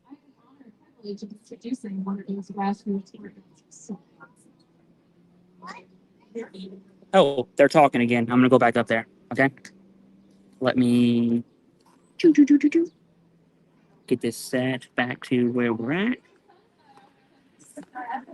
The sun did go down, which is nice. Okay. Let's see what's going on. I want you to give it up to the people that are really making the work happen at the community level. We would not be able to do it without them. We appreciate Hold on, I got a bunch of cords I need to. Carlo. Oh, nice.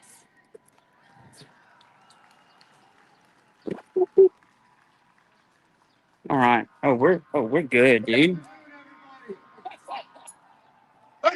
you don't want to see me, I'm going to switch my camera view here. My name is Carlos Alvarez Aranjo, and I'm the founder of American Opposition. It is my solemn honor to stand here on the National Mall, Okay. a place where our country has so often been focused in moments of conscience that demand national unity. Today, I'm humbled to speak before the greatest gathering of veterans in this country has ever seen. As we stand here in this sacred place, I am proud to report that we are joined by our fellow citizens at 204 events nationwide.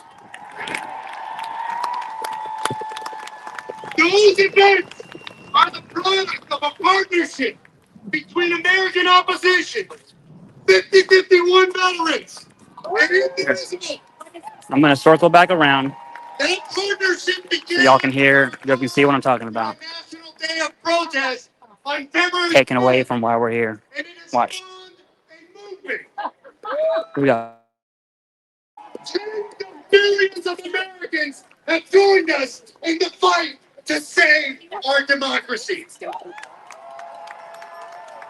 don't care about all that. United in common cause because we know that this moment is challenging us Stop. to Yeah. fight I love the for buzzing a mic. nation worthy of the sacrifices made on its behalf. The sacrifices you made. You did not choose comfort. You did not choose ease. You chose duty. You chose to stand watch while the rest of us slept.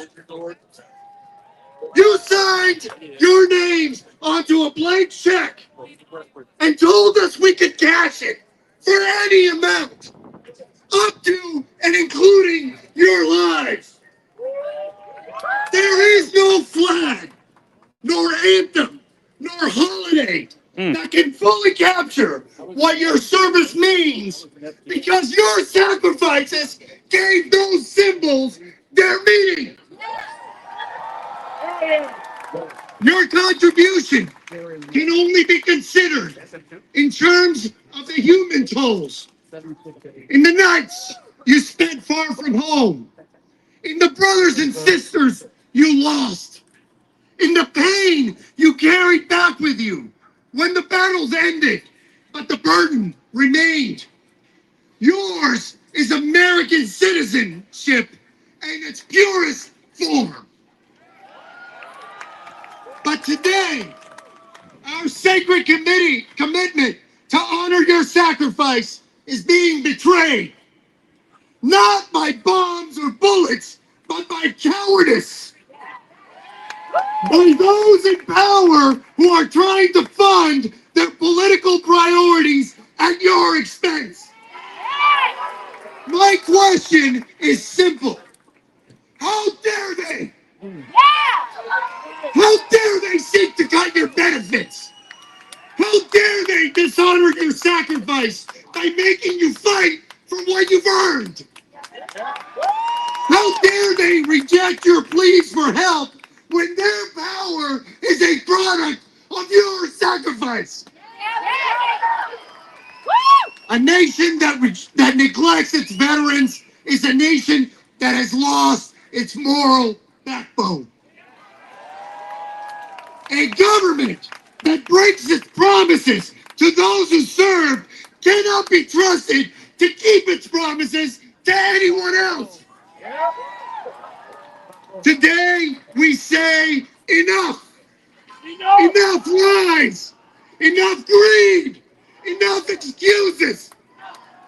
We will not allow a single veteran to go without care while billionaires get tax cuts. We will not allow a single military family to face eviction while government contractors get blank checks. We will not allow the soul of while the people who fostered that soul are left to fend for themselves.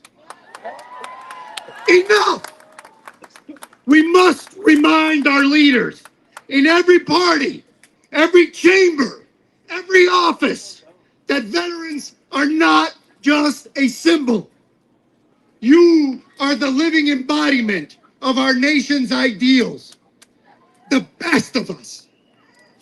And we, the people, will stand with you today and every day.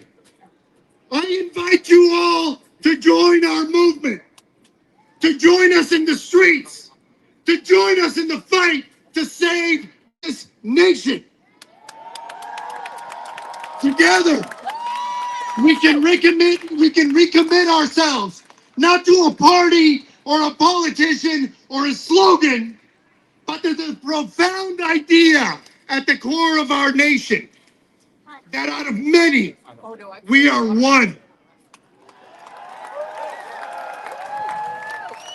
My brothers and sisters, because of you, we sleep in peace. That is a debt we can never repay. But we will never stop trying.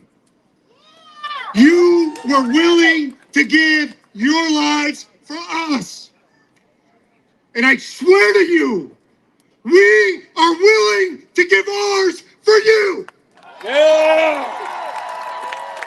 You have always had our backs, and we will always have yours.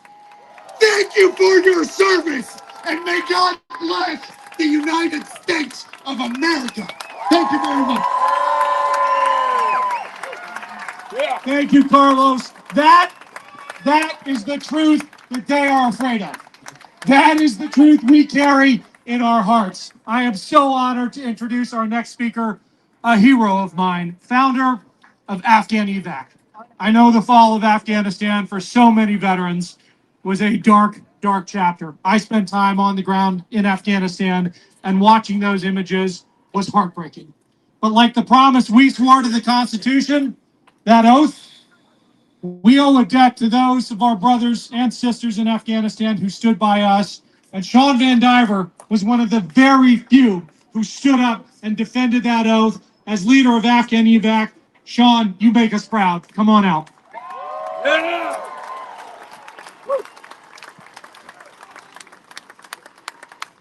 Thanks so much, Ken.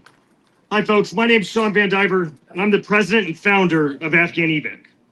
We are here today to unite for veterans, to ask, like the Dropkick Murphys just did, who's going to stand with us, and to fight for a country that embodies the core values that we all served under. I ask you, what are you willing to stand for? But before we get to today's fight, I want to tell you a story. Now, I'm not the first person to tell this story, but I think it's fitting given the fight we find ourselves in today.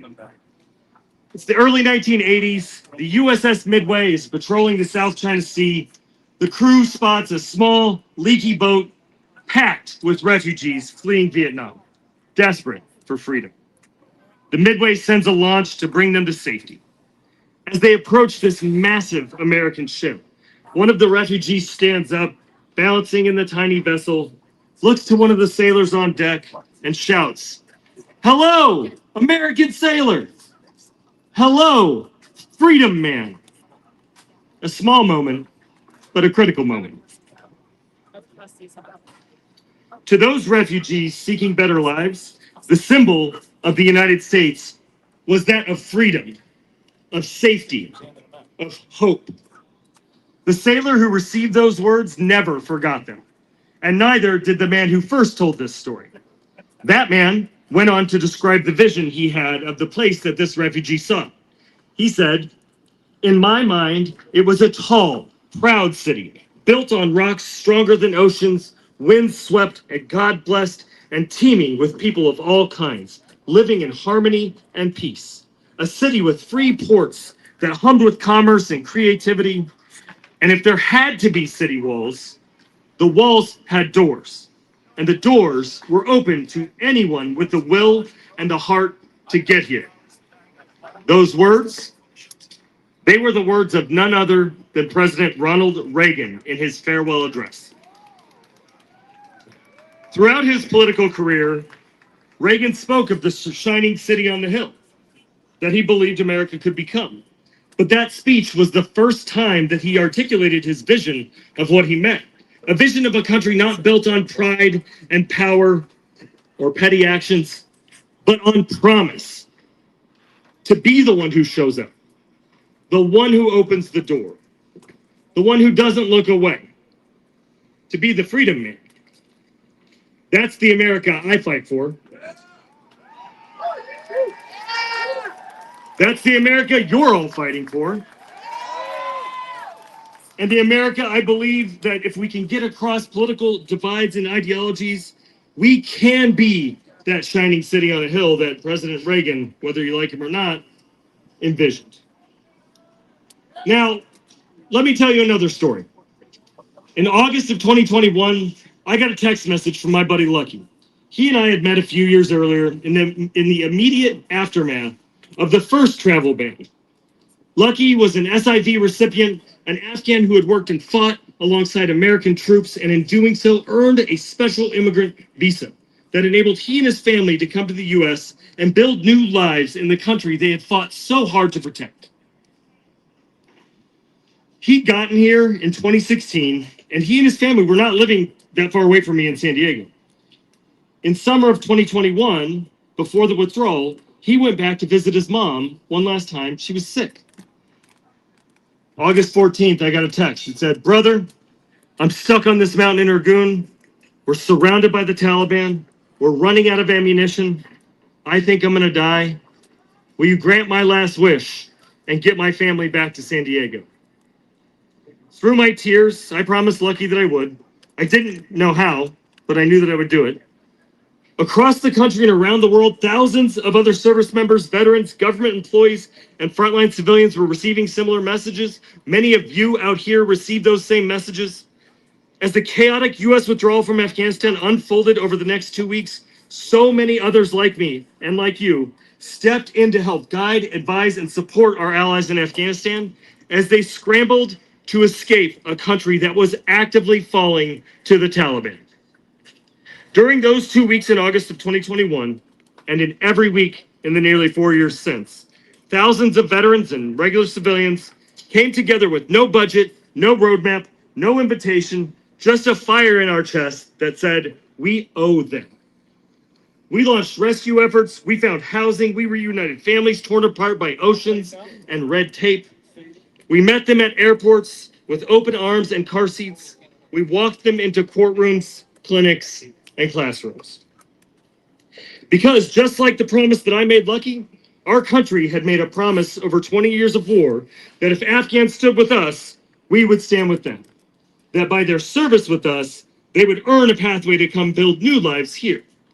That promise was made in the dust and heat of combat zones, whispered through interpreters' headsets, sealed in blood, sweat, and sand.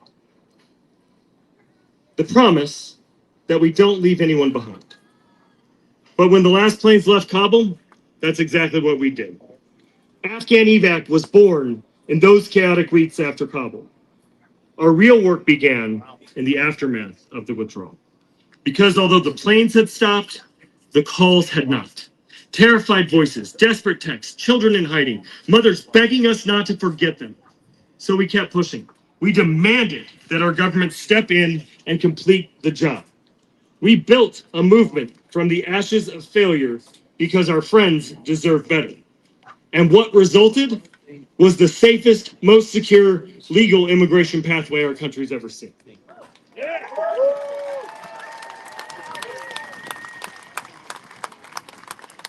In the last 4 years, nearly 200,000 Afghans have resettled in the United States through the efforts of the U.S. government partnership that Afghan evac and hundreds of organizations built, working together in shared vision.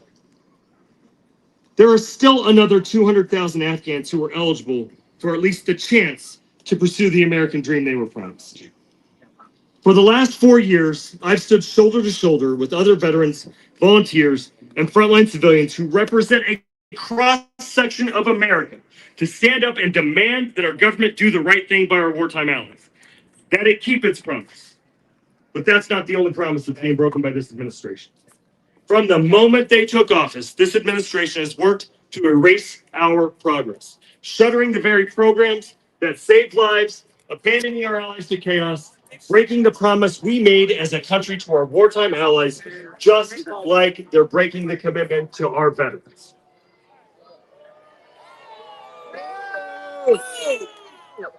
Dropkick Murphy asked us earlier 2 questions. What side are you on? Who will stand with us? My answer is I'll stand with us. I'll stand with you. I'll stand with you. Yeah, right. We must all stand together and stand up for what's right. We must keep the promises that we made to each other. Force this country to us and our allies. Only men can strike a highlighted vision, the shining city on the hill, with its doors open to all, with the will and heart to get here. So just as we have for the last 4 years, I hope you'll join Afghan evac. I hope we'll continue to push this government to do what's right, to keep its promise, to stand with them. I know.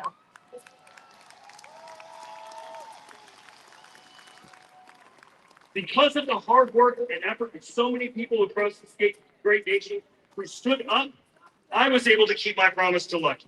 He got out.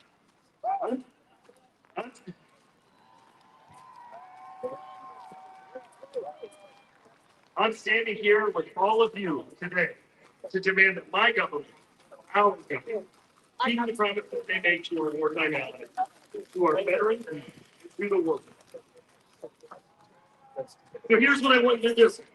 I want you to first go to afghanevac.org/donate, make a donation. Number 2, scan the QR code that's up on the screen, sign the petition. Nice shirt to you. Stand with Yeah. Unite for Veterans, Unite for America. Dogs. Make your voices heard. It's on us. Thanks. Oh, tinnitus, son. Yeah. Does that help you, Sean? It helps whenever it's just loud anyways. I can tune it out. Yeah. All right. Let me tell you something. It's about to rain. I lived in DC long enough to know if you go to an event, you got 2 options. You leave early, especially if you're going to Uber. You leave early, or you stay an extra hour. That building right there. That's pretty much it. So I'm going home. It's going to rain. I'm going to walk a block, catch an Uber. I was hoping they would have like food trucks here, dude. Yeah, thanks, man. See you. Let me just say this right here. A lot of people came to this event not for what the event is for. I'll leave it at that.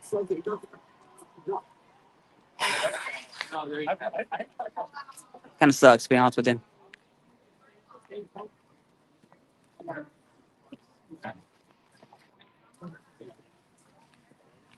I'm not supporting any organization that's here. I just wanted to attend, see what's it all about. The event itself was okay, minus a few things. The people,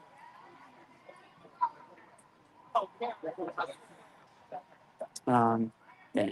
So.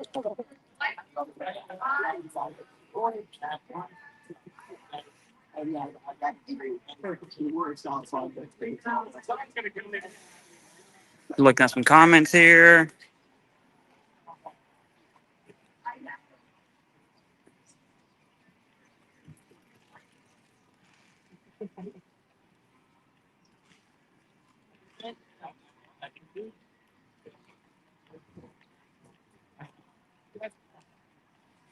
It's gonna rain. Dude, I can't. I get canceled.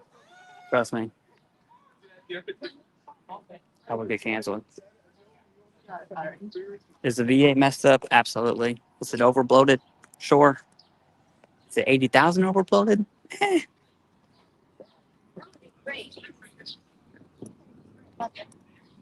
Are people good? Nope. Are veterans people? Yep. There you go. All right, dog. There's a food truck here. DC food trucks are good. I think. I'm gonna get some food. I'm gonna go home. Later.